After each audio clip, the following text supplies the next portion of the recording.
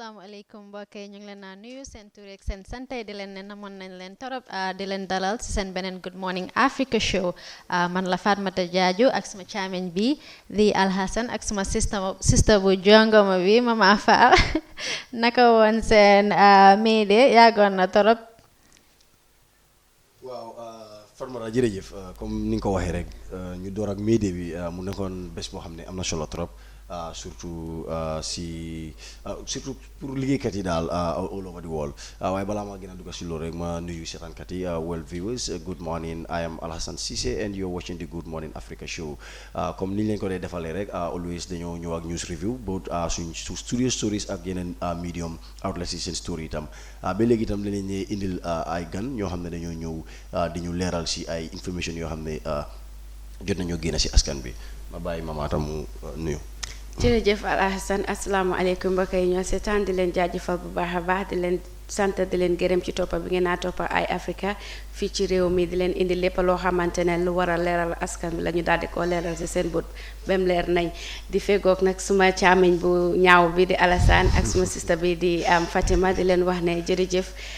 ci dalal bi kontaan naa pour bokk ak yéen li nga xamante ne mooy plateforme yi Good Morning Africa. waaw thank you very much waaye nag ñaaw ma de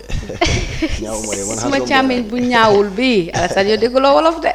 suma càmmeñ bu ñaawul bi teel ngaa caali di Alassane noppay neexatuñ bul de gars yi duñ daw capee pour capee bul wari waaw médée bi nag nekkoon na bés boo xam ne am na solo trop ndax keroog moom it was really fun man suma yaram ba léegi mu ngi fora nga man daw yi yëpp maa ko def keroog daw 100 meters may waaj a toog laamin suka suma ron ma yërëm ko foog ma def 200 meters bi so demaat 400 ba fu mu ne ni suma yaram yëpp a ngi métti exactly so ñu dem ak suñ studio stories yi. The Secretary General of the United Nations expressed deeply troubled by the growing number of attacks and the culture of impunity around the world. In his message on World Press Freedom Day, Antonio Guterres revealed that almost 100 journalists were killed in 2018. Hundreds are imprisoned, and with anti-media rhetoric on the rise, so too are violence and harassment against journalists, including women. A free press is essential for peace, justice, sustainable development, and human rights. Let's take a look at that inside. A free press is essential for peace, justice, sustainable development, and human rights. No democracy is complete without access to transparent and reliable information. It is the cornerstone for building fair and impartial institutions, holding leaders accountable, and speaking truth to power. And this is especially true during election seasons, the focus of this year's World Press Freedom Day. Facts, not falsehoods, should guide people as they choose their representatives. Yet, while technology has transformed the ways in which we receive and share information, sometimes it is used to mislead public opinion or to fuel violence and hatred. Civic space has been shrinking worldwide at an alarming rate. And with anti-media rhetoric on the rise, so too are violence and harassment against journalists, including women. I am deeply troubled by the growing number of attacks and the culture of impunity. According to UNESCO, almost 100 journalists were killed in 2018. Hundreds are imprisoned. And when media workers are targeted, societies as a whole pay a price. On World Press Freedom Day, I call on all to defend the rights of journalists whose efforts help us to build a better world for all. Thank you.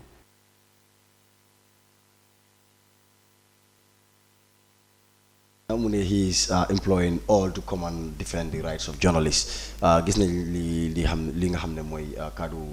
kii di secretary general bi waaye wax na fi wax yoo xam ne daal am na solo trop ndax di report bu mu joxee rek ne hundreds of journalists were killed in 2018 loolu rek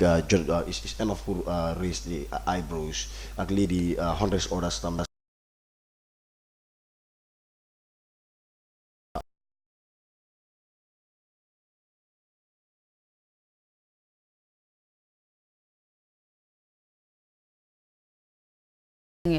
Jamal Khashoggi.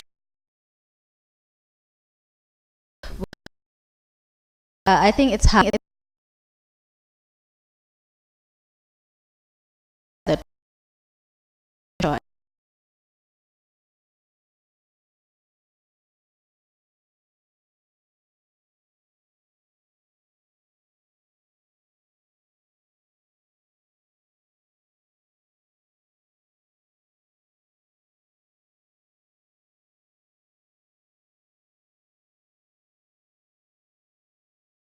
moo tax ñu naan ko the fourth arm of government because soo seetee ñoom seen contribution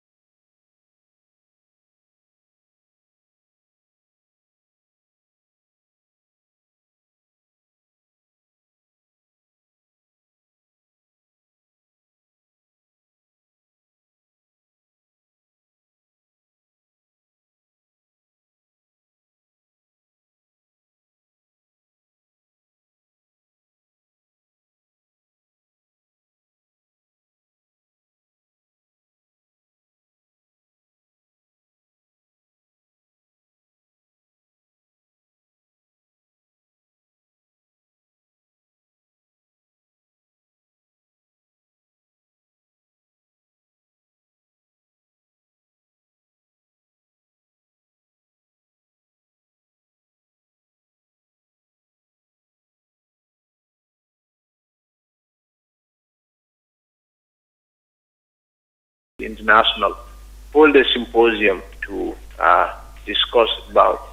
the importance, or to hold a discussion around the theme, which it's around democracy, the role of the media in democracy and during elections.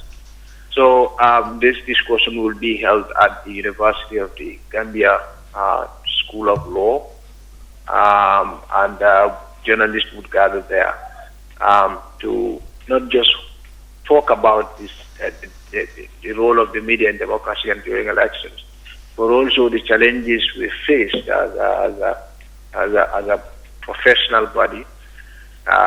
in the line of our work in 2016, in 2014, in 2018, and in 2019.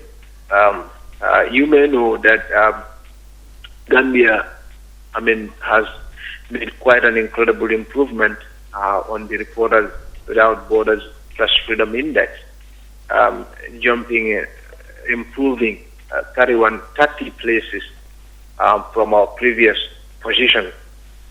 This is important, but also 2018 was not without violations. We've had quite a number of incidents where journalists were attacked. Had issues with the police. Remember, a member of iAfrica TV, your own journalist, Lamin Manga, a cameraman, was assaulted by the police, and until now, though we've engaged the police, we've not had the reasonable cooperation we had expected in investigating this issue. This is not the only incident. We've had an incident where Pamodu Bojang of Membe Caring Online and Home Digital TV radio was also attacked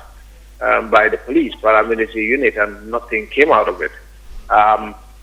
We've had incidents where Keba Jeffang equally was attacked by political supporters of United Democratic Party, GMC, National Reconciliation Party, and Gambia Moral Congress. And nothing came out of it. Of course, there was a public apology to this effect, but by my Ahmed Party, who is currently an advisor to the president. And this was the best we could get. So it's not without violations. We still also have laws that restrict freedom of expression in the country. We have laws, we have sedition in the country still as it applies to the president, even though the Supreme Court had ruled that sedition as it applies to the ministers is unconstitutional. So yes, the reforms that we had expected are yet to come through, even though the promise is still there. We still, the environment, we're having a cordial relationship with government as opposed to the past. So, it's a mixture of success. Mustafa, the past 22 years under the Jammeh regime were a nightmare for Gambian journalists. How would you compare that situation to the situation we are in now? So yes, there has been a marked improvement, no doubt. But we still have some challenges as we have had in the past. And what's actually disturbing about our current situation is that whereas we are not dealing with state-sanctioned attacks, in other words, attacks that are motivated or that are backed by the state. We are still dealing with attacks from various political groupings and various individuals and the police. And so you could see we're still having some issues. But like I said, I mean, no one said it's going to be easy. We will not go away from an era where media freedom is very, very restricted into an area where there is totally no violation. But with engagements, we believe we can still deal with the problems. But there has been a marked improvement, of course. Even in the area of laws, like I mentioned, there are laws that were in place that are still there. But there are laws that are in place like criminal defamation. That's not like criminal defamation, sedition also halfway is gone. So there has been an improvement, incredibly. And also the level of engagement that we've had with this government is not anything compared to the level of engagement between the media and the Gambia administration. Okay, Mustafa, how was this team, Media for Democracy, Journalism and Elections, in terms of this information? How was the team come about? Well, so this is the global theme that we will be looking at. This is a global theme. It's a theme that's set at the global level. But you could see the importance of media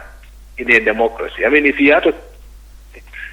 to create an analogy, you would say that perhaps media is the oxygen in a democracy. In other words, without media, democracy doesn't survive, because democracy survives on the free flow of information. There cannot be citizen participation in governance, day-to-day running of the state, if the citizens are not equipped with the right information. And democracy relies on freedom of expression, freedom of access to information and stuff like that. That's where we come in. That's why we are so crucial in the day-to-day running of the state. So, I mean, it's no different in election times. Journalists are relied upon them for citizens to make, informed choices as to what candidate they are to vote for based on the policies that this particular candidate is selling to them. So, in all these processes, we are perhaps one of, if not the most important institution. So that is why it's important for us to discuss about the importance of democracy, media, journalists in a democracy, and also during elections. Thank you very much, Mustafa, for joining us. It was a pleasure to have you talk to us about the World Press Freedom Day. All right, viewers, you can send in your comments on our Facebook page, also on YouTube. Also, you can call on 3952120 to contribute as to how you want journalists, what's your perception of journalism in the Gambia or the press at large? Wow, thank you very much, Fatimata. Saya nag wax na wax yoo xam ne am na solo trop. Surtout ni affaire yi di demee fii si biir Gambia bi ndax joxe na certain examples mu nekk loo xam ne comme ba léegi rek am ngi raise eyebrows mu nekk loo xam ne tam jar nañu bàyyi si xel ba pare ñu gën a see dox ay jéego yoo xam ne daal pour ñu gën a yaatal lii di freedom of the press ndax comme ni nga ko waxee rek démocratie di oxygen for democracy is comme mooy presse bi rek because gis nañ ne adduna bi pour nga dunda mooy da nga am pour nokki pour démocratie tam mën a dem kanam the press should really be given that opportunity to take its toll as far as democracy is concerned. So ñu dem ak suñ beneen story bi. The government of the Gambia has presented its debt of reports before the African Center for Human and People's Rights as required by Maputo Protocol. By this move, the country has ended over a decade-long failure on customary obligation as member of African continent. The country's delegation, led by the Attorney General, bombed the Cairo meeting with a combined report of 4 to 16 editions and the latest under the Maputo Protocol. The reports highlight developments, progress, and challenges in the implementation of the Charter during the period of 1994 to 2018. The parts during the Jammeh regime feature instances of human rights violation. The minister pledges plan to criminalize acts of torture. Wow, bi tam nekk na beneen affaire boo xam ne mu ngi raise eyebrows as well ndax gis nañ ne comme ñu ngi am reports yoo xam ne ñu ngi leen présent fële si African Center of Human and People's Rights comme ni ko Maputo protocol bi comme laajtee ne with time comme always dañ war a yóbbu ay reports yoo xam ne is basically about the human rights and the freedoms of people as far as the Gambia is concerned waaye gis nañ ne comme li xew fi mooy dañ dajale reports yoo xam ne over 14 to 16 reports comme ñu yóbbu ko si benn session loo mu nekk loo xam ne is very very abnormal surtout comme suñ country bi ni mu mel ni waaye ñu bëri nag dañoo connect loolu ak lii di previous régime bi maanaam li fi daan xew ndax gis nañ Yaya Jammeh moom xale sax doo ko wax kana Yaya Jammeh ak naka la Yaya Jammeh yore woon lii di Gambia mu nekk loo xam ne tam beneen affaire la daal Fadis. waaw human rights moom suñ ko waxee moom obviously lu jara bàyyi xel la te lu jara tiital nit la ndax nit moom amul dara lu dul yelleefam soo ko ayee rek ayee nga ko lu bari daal. waaye si biiri report bi tam ñu ngi gis ne kii di attorney general bi moo leadoon this delegation waaye si biiri report bi jot nañoo highlight the reasons li tax comme ñu am difficulties to be sending in their reports as the Maputo protocol bi nu mu require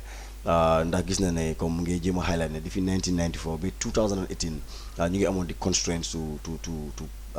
project their reports as part of their obligations waaye comme nañ delluwaat si previous regime bi rek gis nañ ne suñ ne human rights ak the freedoms and rights of people gis nañ ne loolu nekk na loo xam ne comme it was not really respected as far as Jammeh's regime was concerned so basically ñu bëri dinañ agree ne because ni Yaya Jammeh daan yore Gambia one respect with human rights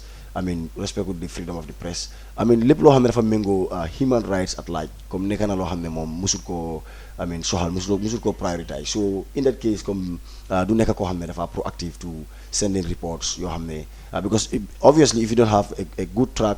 to present you will not be motivated. après moom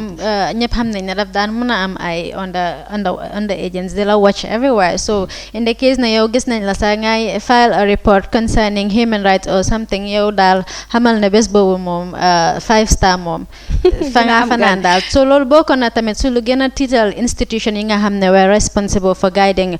people's human rights institution yoo xam ne ñoo waroon a nekk the channel between Gambian people and the international community. waaw comme ni nga ko waxee rek noonu la amee suñ bàyyee xel lu fi xewoon 22 years ago neexut benn Gambien wala ku dul Gambien sax noot bu ñu nootoon neexut li nga xamante ne mooy nit ñi sax ñi nekk si biti because Gambien si dañ tollu woon si diggante boo xamante ne foog nga ne soo nekkee sa biir néeg tëju sax Yaya Jammeh mu ngi laa gis so dafa tax ba lu war a am yëpp du am nu mu war a doxee du doxee noonu ndig te tamit suma boppa du moo la gënal di bañ naa la di file reports bañ fekk la fa tamit yow tamit yaa ngi sóoraale sa famille yaa ngi sóoraale sa am di jaama yi so dangaa gis ne loolu noonu yëpp passé nañ ko fu mu nekk nii yaakaar naa ne way forward lañ nekk mooy naka la ñoo comme niñ ko defee for the past 20 something years musuñ ta binda reports yi pour wane li nga xamante ne mooy aha ak yelleef yi Gambien si ak nuñ leen di ni ñoo dundee daal ci biir dëkk bi so su fekkee ne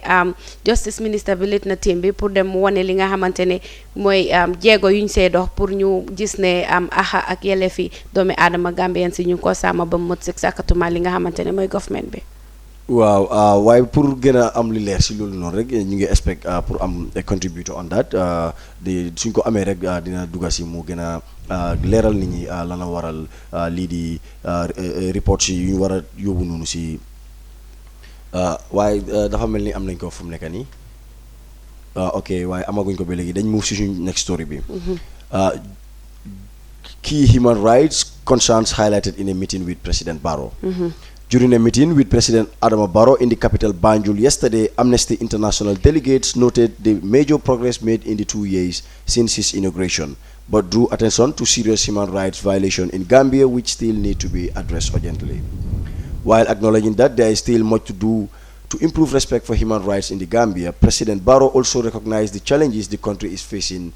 in what he considers as a transition period. Referring to the Gambia Truth, Reconciliation and Reparation Commission, which began hearings on 7 January 2019. President Barrow told Amnesty International that at the end of its investigations, the government will look at the recommendation and prosecute those who are suspected to have committed grave human rights violations and abuses during former President Yahya Jammeh's rule and ensure that they face justice. President Barrow also told Amnesty International he is committed to outlaw the death penalty as part of his legacy to the country. While Gambia has come a long way regarding respect for human rights under President Barrow's leadership, there are still areas that need improvement to achieve a better human rights record, said Marie Elvin Petros Barry, Amnesty International West and Central Africa Director. We still see security forces using excessive force to disperse peaceful gatherings, prison conditions are desperately poor, and we have credible evidence that teenagers as young as 15 years old are being held with adults without trial. Arbitrary arrests and detention rather still occur. If Gambia wants to go away from the poor human rights record it has had for many years, the country must accelerate its reforms and ensure that laws restricting freedom of speech and assembly are changed. The anti-crime unit in the police force, which was created in April last year, has been accused of arbitrarily arresting and detaining individuals. In January this year, Omar Toure, a member of the former ruling party, was arrested and detained for 5 days without being presented before a judge. Other cases of arrest and detention include the case of Dr. Ismaila Cisse, who was arrested in January 2018 after he gave an interview to a newspaper where he reportedly criticized the president. He was later released and charges against him dropped in June 2017. Youth activist and journalist Babukar Cisse was subjected to arbitrary arrest and detention for leading a community initiative to protest the acquisition of a football field by a private company. Amnesty International also took the occasion of its meeting with President Barrow to underline the need to improve the conditions in prison facilities such as Mile 2 and Janjambure, and reform relevant legislation in line with international standards. The situation was especially bad at Mile 2 prison, where Amnesty International documented that young boys of 15 and 16 years old were detained alongside adults for months without being brought to a court. We asked President Barrow to publicly instruct the anti-crime unit, the army and the state intelligence services not to detain people beyond 72 hours, period which is permitted by law, said Marie Enveli Petrus Barry. The president should also provide the leadership needed to ensure that relevant authorities move swiftly to improve the dire conditions in prison facilities across the country and reform relevant legislation in line with international standards. In an extremely disturbing episode in June 2018, 3 people were killed and many others injured when armed policemen opened fire on a peaceful protest in the village of Faraba, 40 kilometers outside of Banjul. A commission of inquiry that was set up to investigate the deadly incident recommended that suspected perpetrators should be brought to justice, but they were pardoned by the president. Cases of violations of the right to freedom of expression have been recorded since President Barrow was elected in January 2017. For example, the Occupy Westfield group, which was set up to campaign against the numerous power cuts and power shortages in the country, was denied the right to protest. Amnesty International has recommended during its meeting with President Adama Barrow that Gambia repeals laws that restrict the right of freedom of expression, freedom of peaceful assembly and association. These include the offense of holding a procession without a permit under the Gambia's Public Order Act and the offense of unlawful assembly under the Criminal Code. Wow, Fatoumata, li nekk na loo xam ne xibaar la bu nekk bu jógee fële si meeting yi Adama Barrow ak lii di Amnesty International delegates ñu wax fa wax yoo xam ne am nañ solo trop ndax yëpp mu ngi méngoo comme si topic bu ñu jógee rek it's all about human rights. Gis nañ ne Amnesty International ñu ngi mu mel ni am nañ Mr Madi Jobaate si line bi pour suñ former story bi mu yaatal ñu rek waxtaan bi regarding Maputo gathering bi foofu noonu. Good morning, Mr Jobaate. Good morning, Mr Jobaate.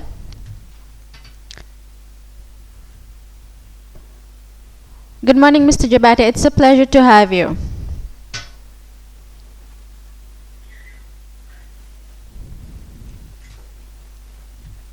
Hello, good morning, Mr. Jobaate. Yes, I can hear you. Yes, it's a pleasure to have you on our studio to talk about the Maputo gathering of which the Minister of Justice and Attorney General represented the Gambia. Yes. Yes, could you give us an overview of the whole gathering? Okay, the Afghan Commission on Human and People's Rights is the foremost human rights protection arm of the African Union that was established in 1987, and the headquarters is in the Gambia. They enforce and interpret the African Charter on Human and People's Rights, which is Africa's foremost human rights convention, and which was also adopted, or drafted in Banjul, which is why it is also called the Banjul Charter. So part of the responsibilities of member states who ratify this African Charter is that periodically they report to the African Commission on how they are implementing the African Charter, that is the human rights provisions in the Charter, what gaps are there in the implementation, and what challenges they face also in terms of capacity, so that they could be supported by the EU or the Commission itself to help states to better protect human rights. So any state that ratifies the Charter, you are required to periodically report to the Commission, which meets every 6 months, mainly in the Gambia, but this time they are meeting in Egypt, where the minister presented Gambia's report. Since 1994, Gambia never presented any report to the African Commission. But also there is the African Charter on Women, or known popularly as the Maputo Protocol, because it was adopted in Maputo in Mozambique in 2006. So that also Gambia has never presented any report to the African Commission, to the committee responsible for women, so that they can monitor to track what progress Gambia has been making, what have been the gaps or the challenges, and going forward. So what the minister presented, therefore, is a huge report. I think it's more than 190 pages to look at Gambia's reports from 1994 to 2018, and so it dealt with all human rights issues under the Charter and under the protocol as well. So it's a significant move that the Gambia government finally decides to fulfill its legal obligation, especially when Gambia is the host of the African Commission. We have a moral duty to be seen to really not only host it, but also to perform our duty as the host of that commission. So it's commendable that this government has taken up this responsibility and fulfill it quite well. So this is what happened in Egypt a few days ago. Yes, Mr. Jobate, why had the Gambia gather up to 13 reports for one session? Say that again? I mean, why had the Gambia gather up to 13 reports just for one session? I mean, what is the motive behind that? Well, clearly, from 1994 to 2016-17, Gambia was under the dictatorship, which was known for its gross violations of human rights. And consequently, that regime was never interested to go in front of its peers or in front of the commission to report on the state of human rights in the Gambia, because the government at the time was the leading violator of human rights in the Gambia. And so they therefore failed both in the protection of rights in the Gambia, but also in fulfilling their reporting obligation to the African Commission. So the only reason we can say definitely is that that government itself was a perpetrator, against human rights. So it cannot be seen to present any human rights report to any human rights body, because all of that it can present would be how it is damaging the rights of Gambians and not how it is protecting it. Well, so what is the implication of this form of reporting to the African Center? Well, this reporting is good. Number one, it enables the African Commission to understand the state of human rights in the Gambia. It also enables the Gambia government itself to assess itself, because if you have to write a human rights report about yourself, it means you would have to reflect on yourself. You have to look at yourself again. So by writing this report, Gambia government on its own should be able to know where they are. I mean, what rights, how rights protection is in the Gambia, what are the gaps, and what are the successes. And of course, the African Commission, knowing that, also would know Therefore, how do we hold the Gambia government accountable? Where do they need to do better or to improve? Where do they need to change? What practices they should abandon because they're violating rights. But also, it is good for us citizens so that we realize that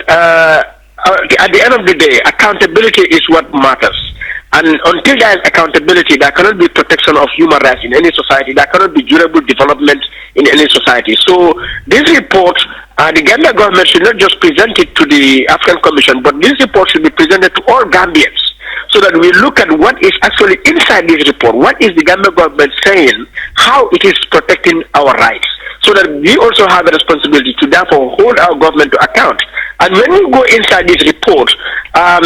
it is good they produce a report, but this report still leaves much to be desired, and the overall protection of human rights in the Gambia leaves much to be desired. So that if you go inside the report, you will see the Gambia government mention policies, it will mention laws, it will mention even budgetary allocations, it will mention the creation of units, facilities,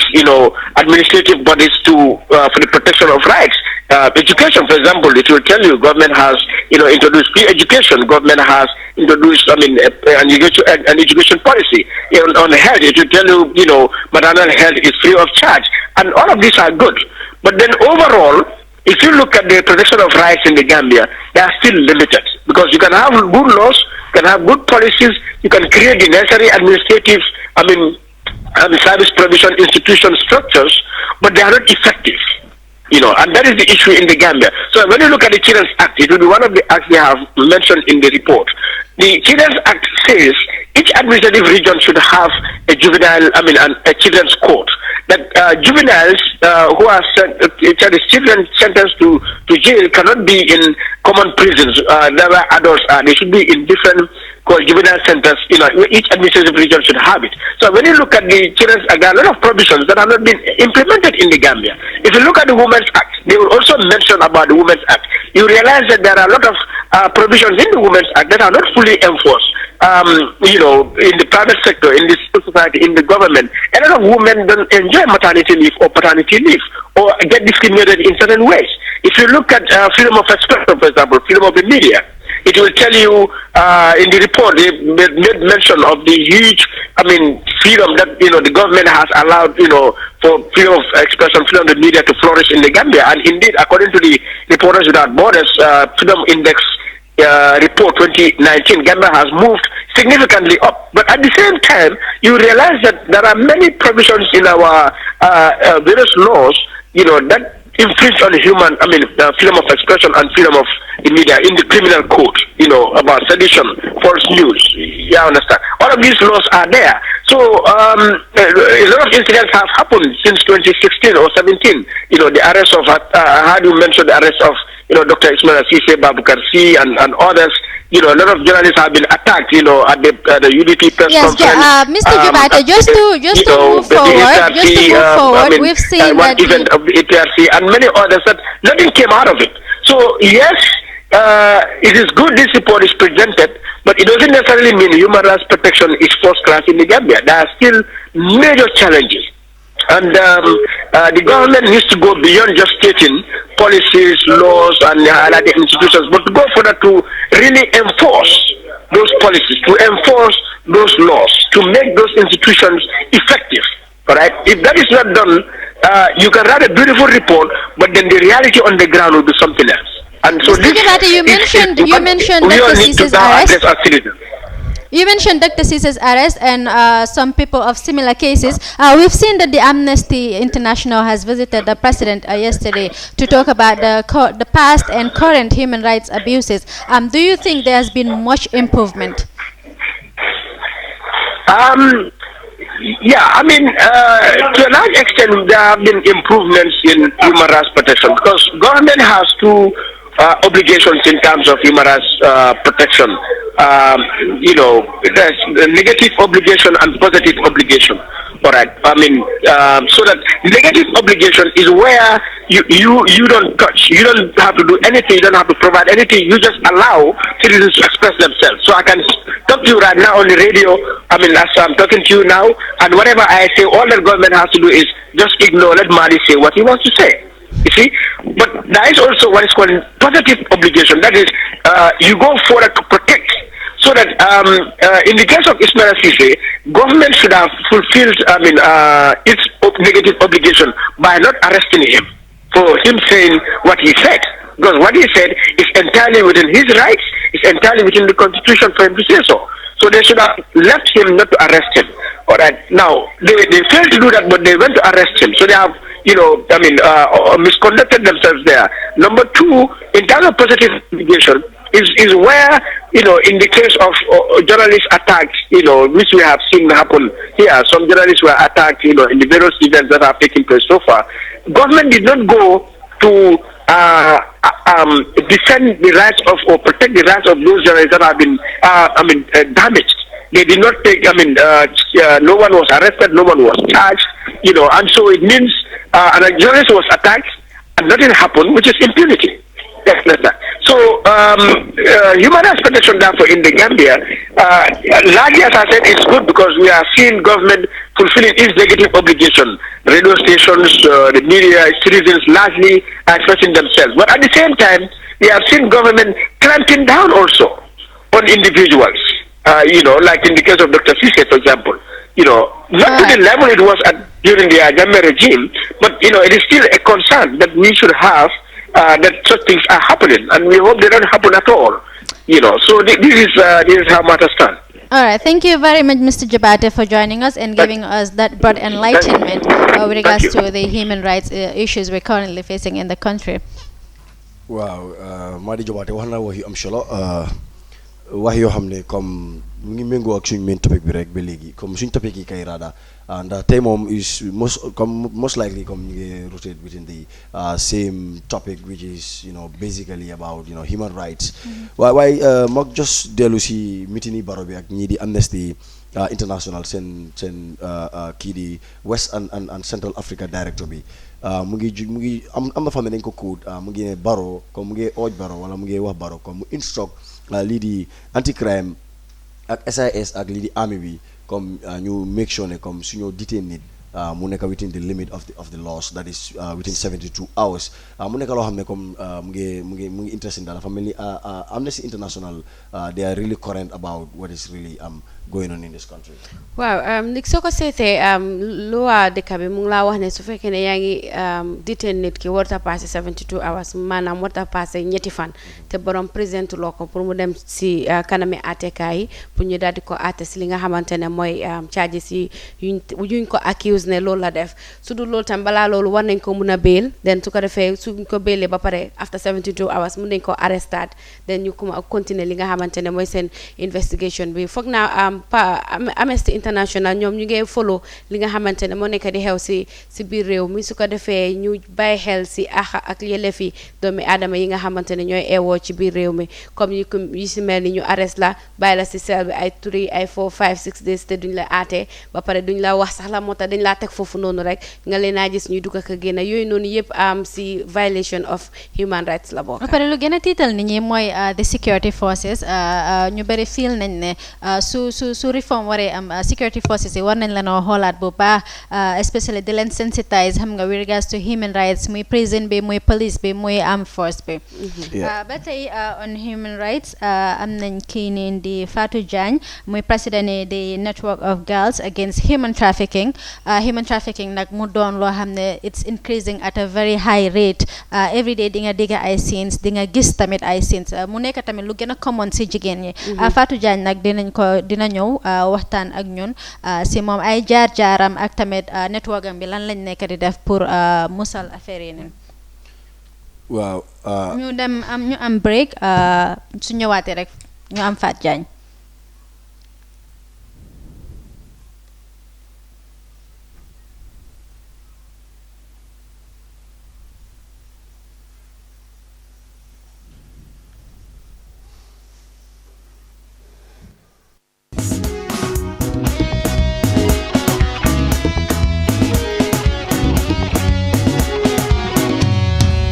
Good morning, Neoli Parana,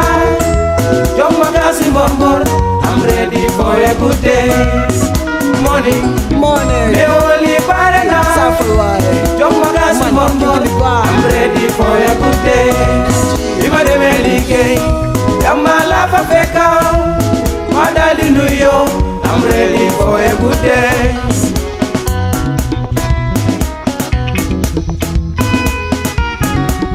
Good day. Nit ku baax da nga war a am aajo amul sëy na bu Fatima wala Sadio déglu wéy bi ñu wax lanu fa taajo dal ko si sa TV wala sa rajo bu toppa sa xol bam lay dugal ci ay noono this world is beautiful bul fi nekk di tongo bay wa suba bu nangu kenn ku la sikka ndax te du la jural dara lu dul rek isin la coono whether in Africa or overseas when you hear this song man you know what it is nit ki da nga war a oyof bu nangu diis nuyoo moom lu war la te loolu la ñu gis.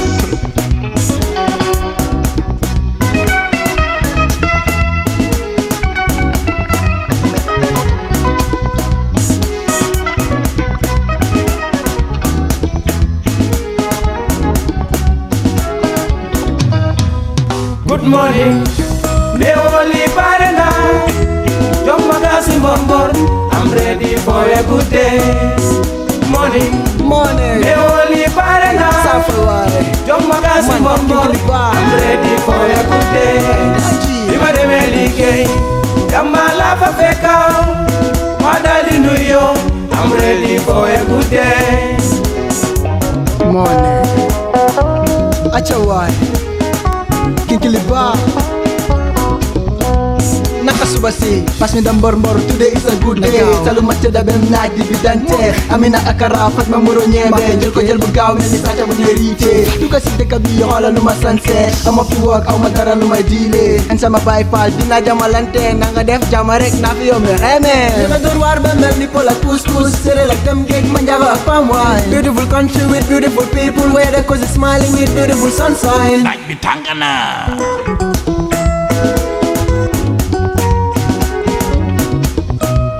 Bima joge liggéey jaar si elu baba ànd ak moom si gelefa ataya si ambiance bi watale et nuyu naa leen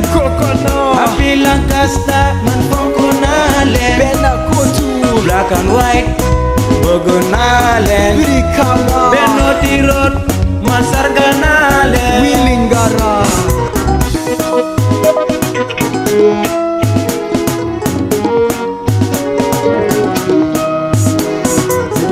Pop, zibili bina papa, mio, kanyo, zibila papa, zibili bina papa, mio. Welcome back viewers. Comme ni ma leen ko waxee woon rek balaa ñu doon dem ak break bi tey ñu ngi fi am kii di Fatou Jagne president of the Network of Girls Against Human Trafficking. Fatou Jagne, it's a pleasure to have you on our studio. ñu bëggoon rek nga wax ñu a brief description of yéen seen network bi lan la about and then lan moo leen motivate tamit to come up with such a network.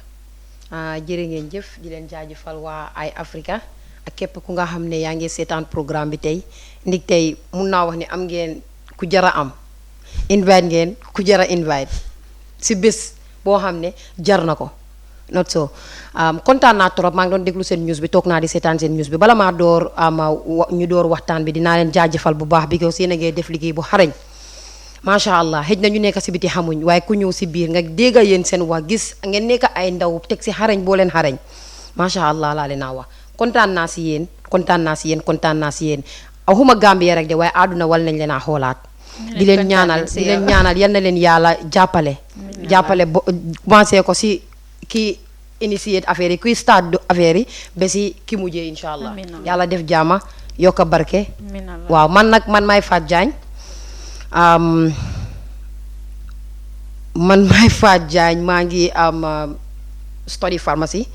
and I was traffic dañ ma jaayoon yóbbu ma si dëkki naar yi te lu tax ñu jaay ma woon yóbbu ma si dëkki naar yi dama nekkoon di liggéey si lopitaan bi maa ngi jàngee pharmacie si university bi University of the Gambia maa ngi graduate in 2012 a cousin sister mu ngi tudda Aji Fatou George moom ak jëkkëram ñoo nekkoon di def deal boobu noonu waaye deal boobu nag ñu ngi ko jëlee si koo xam ne mu ngi tudda Ansu Jamme mu ngi dëkka boori marché Serekunda foofu la dikkoon dis Ansu Jamme nag moo doon def yoon bi am na ñu bëri Gambians yu bëri yum yóbbu léegi ñoom Aji Fatou George nag moo jëkkëram nag foog naa dafa amoon deal ak dat Ansu Jamme foog naa ñu am problème after mu jëlee liggéey mu xëcca liggéey boobu si Ansu Jamme moom tam di ko def man nag man xaw ma woon jëkkëram waaye jabar bi laa xam because jabar bi suma cousin xaritam la best friends lañ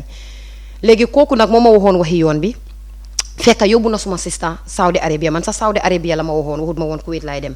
Saudi Arabia la ma waxoon ba pare tax lu gën a tax sax man ma dem salary bi ma doon receive because during that time it was during Jammeh time bi Jammeh bu mu fi nekkee la te soo nekkee di liggéey sax surtout si government bi demuloo liggéey for some days dangay toog nga gis sa boppa milestone doo xam lu la fa yóbbu doo xam ku la boole doo xam naka la fa taajoo te suma salary dañ ko daan dog-dog boo xam ne man xamoon naa ne loolu du suma salary waaye dama daan dem ministère yi di complain di dem ministère yi di complain di ñëw gars yi duñ ma daan nangoo fulal daal duñ ma daan nangoo fulal duñ ma nangoo wax lu leer dañ maa wax di ma tuisantoon tey ëllëg gannaaw ëllëg yéen ñëpp xam ngeen li fi nekkoon soo demutee liggéey lii moo dee waral ñu bari di wax ne youth si Gambia bugguñ liggéey bugguñ li fekk nekkut loolu corruption bi dafa bari woon trop te still now man maa ngi gis ne ñun génnuñ si corruption comme nu ma ko waxee noonu laa def di dem di continuer di dem di complain but still now gars yi nekkuñ woon di def dara nekkuñ woon di ma wax dara ñu ngi jàppa daal affaire bi lu fulis la ok bu ma déggee yoon bi fekk kooku noonu yóbbu na suma cousin mu ne ma dinaa la dimbale Saudi Arabia di nga dem liggéey waaye dinaa la dimbale tamit pour nga dem liggéey li nga fi jàng ak li nga doon def fii xam nga ma d'accord ba pare because fii su ma doon receive 1005 mu ne ma exemple dinañ la fay like 50 times lu ñu la doon fay fii maanaam yow sa condition sa way of living ba pare man jamono boobu as a frustration moo la force ba pare lii moo force nag ñu bari ñu génn fii man dañ ma adoptoon man xaw ma suma yaay ba ma am 22 years ñaar fukki at ak ñaar bi ma demee ba ma xam suma yaay gis seen condition man maa nekk second doomam te maa nekk first doomam bu jigéen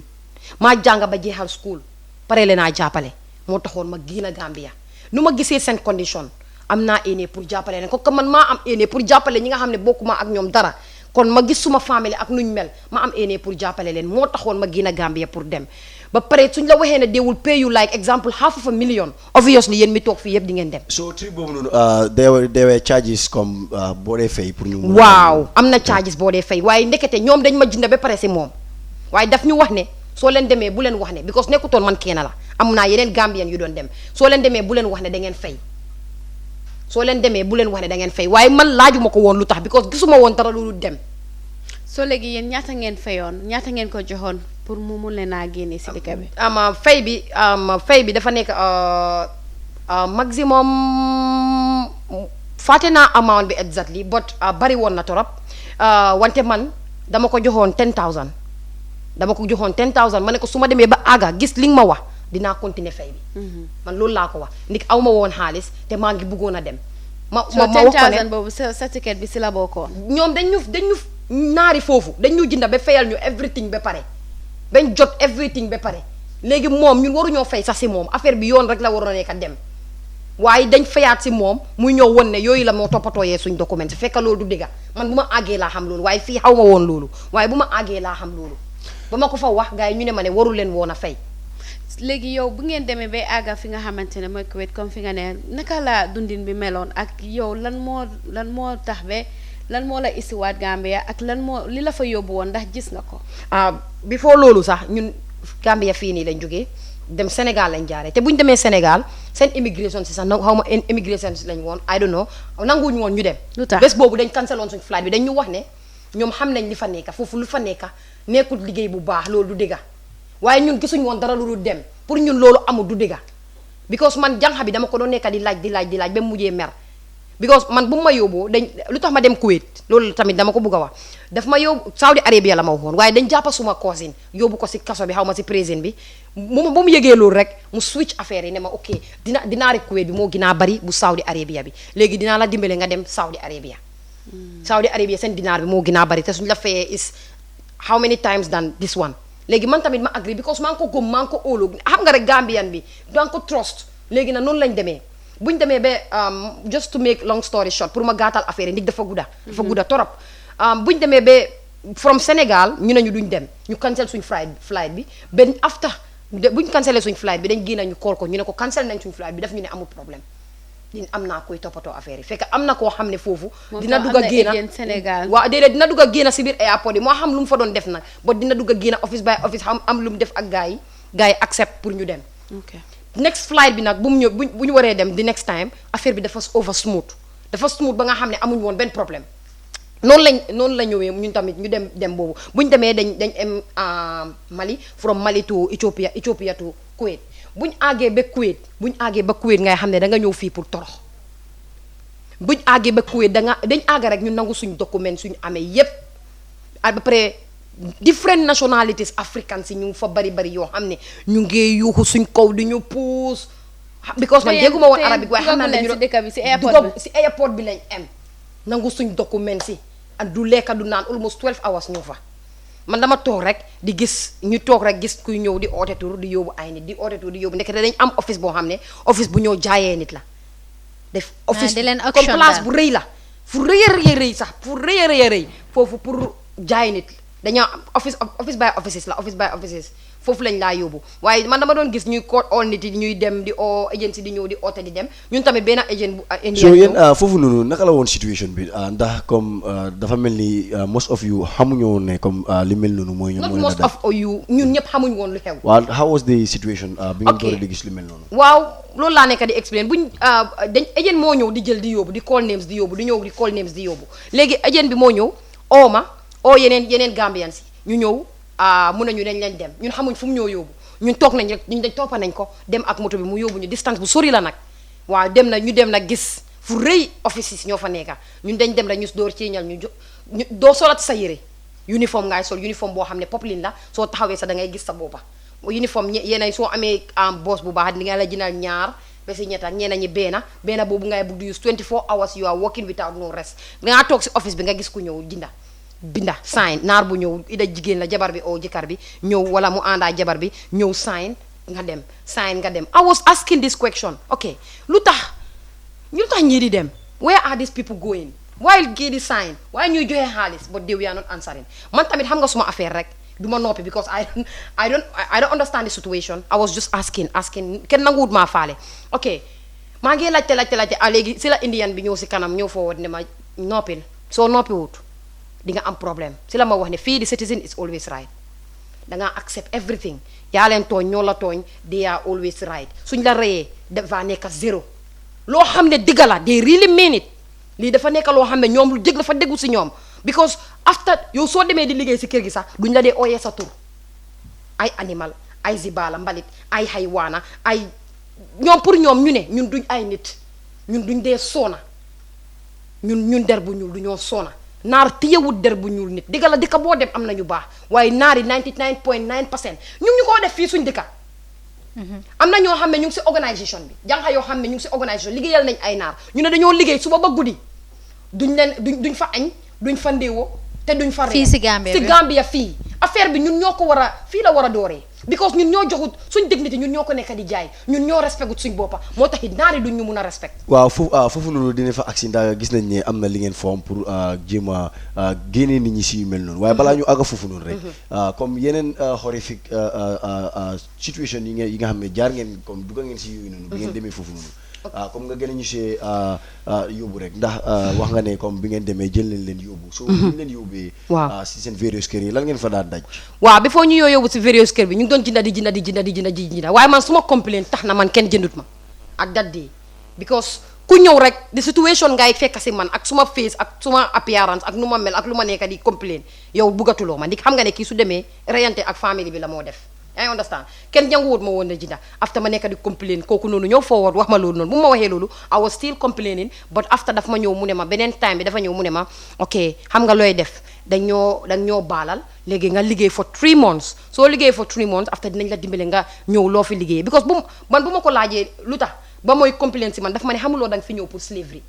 yow da nga fi ñëw pour jaam maanaam slavery ba yow sa perspective slavery ba léegi mu ngi am modern day slavery ba léegi mu ngi am is still existing ba tey saa si yàlla tey just recently barki démba am na ñoo xam ne dañ leen tëj si biir néeg biir Kuwait foofu noonu dëkk arabe yi yëpp nag laay wax dama ko généralise lu maa wax nii waxuma ko pour bañ arabe waxuma ko pour yaaxa arabe because ñi baax ñi ngi baax ba léegi waaye ñi bon dañ bari dañ war a jàppale ñun africans ñun ñoo war a dimbale suñ boppa support suñ boppa because lii mu ngi am nag barki démba rek am na ñuñ tëj si néeg dañ def vidéo bu yàggul nii every time yaa ngi koo gis dañ def vidéo seen boppa di ñaan seen government bi government Kuwait nit ay jullit dañ comme ñoom ñu jégal leen baalal leen delloo leen seen dëkka ndik weeri koor mu ngi ñëw maa ngi ko share sax suma Facebook bi every day is happening man maa ngi communicate ay almost hundreds and thousands of people comme su ma communiqué de ñaar ñetti nit ñoo ñu ngee communiqué because dañ am ay groups suñu waxtaanee ñu ni neen lii is existing ñun dañ ñu war a jàppale suñ government seen boppa because leena laa bëgg a wax dama bëgg a woon nit ne lii is not politics su fekkee tey yéen xale yu ndaw yi yéen ay ndaw yi nga xam ne or na ma ne amu leen fi 35 years kenn toogu fi ko am 35 years ngeen toog fii ni tey di waxal askan wi ñuy see jànga yéen pour yokk si développement bi la pour jàppale kon suñ génnee pour wax buñ politicize affaire yi man mii di wax ak yow balañ maa yóbbu si jail bi because I was jail dinañ ñëw foofu dama during time bi Jammeh di wax ne dinaa génn du ma génn dama doon def Facebook live te maa ngee torox di wax ne na Jammeh wàcca ñun dañ bëgg a Gambie dañ bëgg a suñ Gambie dañ bëgg a ñun luñ nga xam ne duñ torox comme because dañ mel ni ñun tëjoon man soo gisee ma génnoon dem fii aw ma lu ma bëgg a Gambia te as I studied pharmacy ku study as a health worker man léegi dama dee toog ba du ma dee ànd ak suma mind bi sometimes pour read full sentence sometimes daf ma dee just tough problem because of the trauma bi ba pare nga ñëw society bi nuñ la dee xoolee nga ñëw society bi nuñ la dee gisee moo taxit you people are doing a very good job maa ngi leen see ñaanal story bi dafa nekk loo xam ne dafa gudda te dafa yaatu dañ si war a continuer di wax nekkul affaire yi benn fan waaw gis nañ ne fortunately jot ngaa mujjee ñëw Gambia so comme just precisely rek naka nga mujjee na succeed pour ñëwaat Gambia ndax gis nañ ne soo fa nekkee ñëpp si bi tam ndax da nekk an issue waaw briefly rek soo fa nekkee ñëpp si bi daf dee nekk an issue ba pare gis nga man comme lii su ma ko dee explain fii mun naa explain lii ma dem si beneen plateforme explain la because so dafa bëri du ma dee mun a wax yëpp dama dee dem ba pare sama fàtte ne man waroon naa wax lii wante waxuma lii because luñ dee def moo bari yow nga ne yow man dama leen dee laaj lu tax ma sax man dama dégg boppa comme lu nit ñi dee wax dama déggeroon boppa te su ma dégger boppa dimbale na ma ba ma ñëw because si biir jail bi sax hatred si of Africans mu fa within waaw si biir jail bi nekk ñun africain sax ñi nekk foofu ay der bu weex sax dañu xeet ba nga xam ne police yi nga fa xam ne police jigéen yi nekkoon foofu dañu gaat dañu sib lu yaaxu ñu ne africain lu bon ñu ne africain loo munti gis lu yaaxu ñu ne africain ñun suñ african leadership man dama leen naa laaj ñoom lan mooy seen problème because this lii daf ma dee jox emotion ba nga xam ne man dama dee feel beneen otherwise man dama génn a Gambia ma xam ne Africa we have whatever it takes pour ñu develop Africa ñun we have whatever it takes pour ñun ñu develop Africa dañ ñu war a jàppale man Yaya Jammeh dama wax ba dugga si jail bi man pour Yaya Jammeh mu wàcca pour ñu am new government ñu dunda Gambia because ñun dañ juddu ñoo gis Yaya Jammeh dañ juddu ñëw si tocco boobu almost 25 years ñu ngee torox di soona tey ñu ñëw am Adama Barrow I am really disappointed with Barrow yes digga la fes gis disappointment bi ndax mun nga ñu gën a enlighten dinaa wax si loolu man amul Barrow laa la wax tey maa ngi ko wax ñëpp déggañu su nekkee di liggéey Fatou Jagne because man kenn du ma dee def loolu ma bëggut mayewuloo ma ko million Barrow su nekkee di liggéey tey dinaa ko support ba ñëpp waaru but sometimes I feel calling him an idiot yes sometimes I feel that calling him that but it's my president and I will still support him in that wante su nekkee di liggéey dañ koo support but I'm really disappointed because xoolal situation bi lu nekk di happen as Gambians as government li nekk di happen nekkut lu war a am lii is not politics and it has nothing to do with politics. maanaam yow sa gis-gis lan nga foogoon ne loolu la Barrow waroon a gën a def rather than what is happening. man mit naa first lady bi I think ne yéen di ngeen si xam dara man mit naa first lady bi toog ak moom first lady bi lu yëngatu rek foofu la dee dem bugg a dugal loxoom pour ñu gis ko si yaaxuma ko tey su ñoo liggéey billaahi dama leen a support. waaye yow si sa gis-gis moom du yëngal dara. moom du yëngal dara ba dara yëngatu su dara yëngatoo mu daw si pour ñu gis ko. waaw bu ma ooyee ba léegi lu mu def dara ñu waxtaan dara soxlu ma alalam soxlu ma dara waaye nañu support si lu ñoo def xale yaa ngee dem ba léegi xale yaa ngee giina Gambia di dem ba léegi. so yow xale yi nekk di dem si yan loxo lañ nekk di jaar ak naka lañ nekk di demee. dañ leen nekk di nax still now because nekkul ne ñëpp a dee seetaan tey nekkul ne ñëpp a am internet pour seetaan live bi which is very important lii nekkul ne ñëpp a dee seetaan télé nekkul ne ñëpp ay déglu rajo léegi ñu bari daw nañ si ob bi fële ne li di dem di yóbbu xale yi. am na koo xam ne recently dañ ko rey awa jaaju government bi defut si dara ba léegi waxuma ñu ne des sign this MOU pour 1000 youth ñu génn a Gambia dem Saudi Arabia. I'm not insulting Barrow and I don't insult Barrow. I'm just trying to say that sometimes I feel like calling him that. But he is my president, he is our president. And I will support him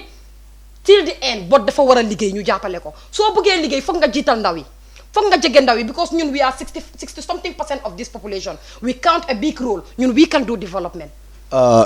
Fatou gis nañ ne comme bi ngeen ñëwee am series of activities yoo xam ne dugga ngeen si lii yëpp def ngeen ko pour gis ne ngeen alleviate this situation comme ni nga ko waxee rek gis nañ ne da ngeen fi form a network of girls against human trafficking okay which is geared towards addressing the situation waaw foofu noonu dañoo dugg rek nga wax ñu basically naka la loolu formé and then am na loo xam ne jàngat nañ ko comme ne jaar ngeen too many offices and the offices were reluctant so we will also love to have a brief or an insight of loolu noonu. Okay, can I please explain when I was jailed in Kuwait there? Okay, you can go with that. When I was jailed in Kuwait. te lu tax man baalal ma sa bala ngaa egga si loolu lan moo warant ñu jël la lan nga defoon ba tax ñu war laa mun a sente liggéey bi mënuma koo def bugguma ko laa leen wax lii taxut ma comme liggéey bu métti bi taxut ma pour ma ñëw fii lii ñuy def nii because lii nit sax mënut ko yow dangaa raxas ba raxas seen tabaxi néeg bi every time seen ceiling bi danga koo raxas am na koo xam ne jànqa Gambien dafa mujjee daanu ba dafa dama live africain si ñu ngee soona si dëkki arabe yi africain si ñu ngee soona outside lu tax ñun ñu war a torox bii torox lu tax ñun ñu war a soona bii soona man ku ma eeyoon si nelaw tey wax ma ne Barrow su toogee nii la moo mel duma ko musa gum so yow bi nga bañee lañ la yóbbu si jail bi waaw bi ma bañee dama ko bañ a def liggéey bu métti bi dama ko bañ a def loolu moo tax ñu yóbbu ma si kaso bi waaye bala maa dem si kaso bi dem naa si police almost 15 times maa ngee dem di report si police bi indine bi dama daan wax ne man criminal laa yóbbu leen ma ñibbi bala ma fee rey ni pour rek ñu yóbbu ma ñibbi ba léegi ñu ne déedéet noonu laa end up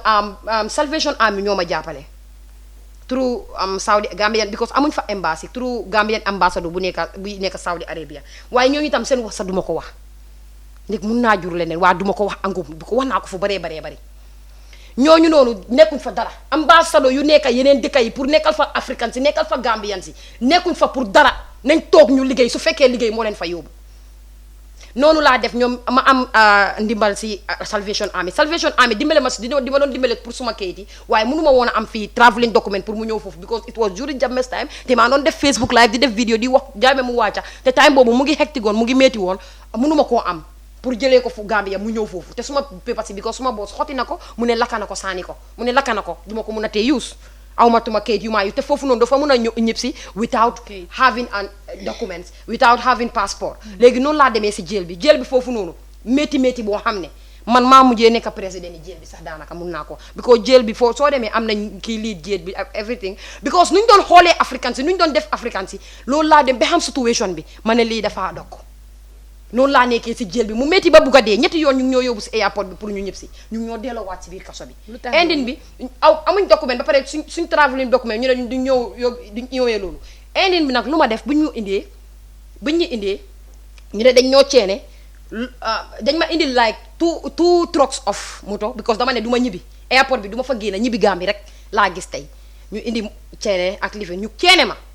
loolu moo ma génnee waaye last one bi moom dañ ma indi forcé because xam nañ action yu ma nekk di def du ma ko nangu ndig damaa ñibbi defuma dara am innocent because am na ñi nga xam ne ñu ngi si jël yooyu noonu 20 something years 9 years ñu ngi si jël bi and they are innocent they are still there man ñëpp si naa Africa but I'm not happy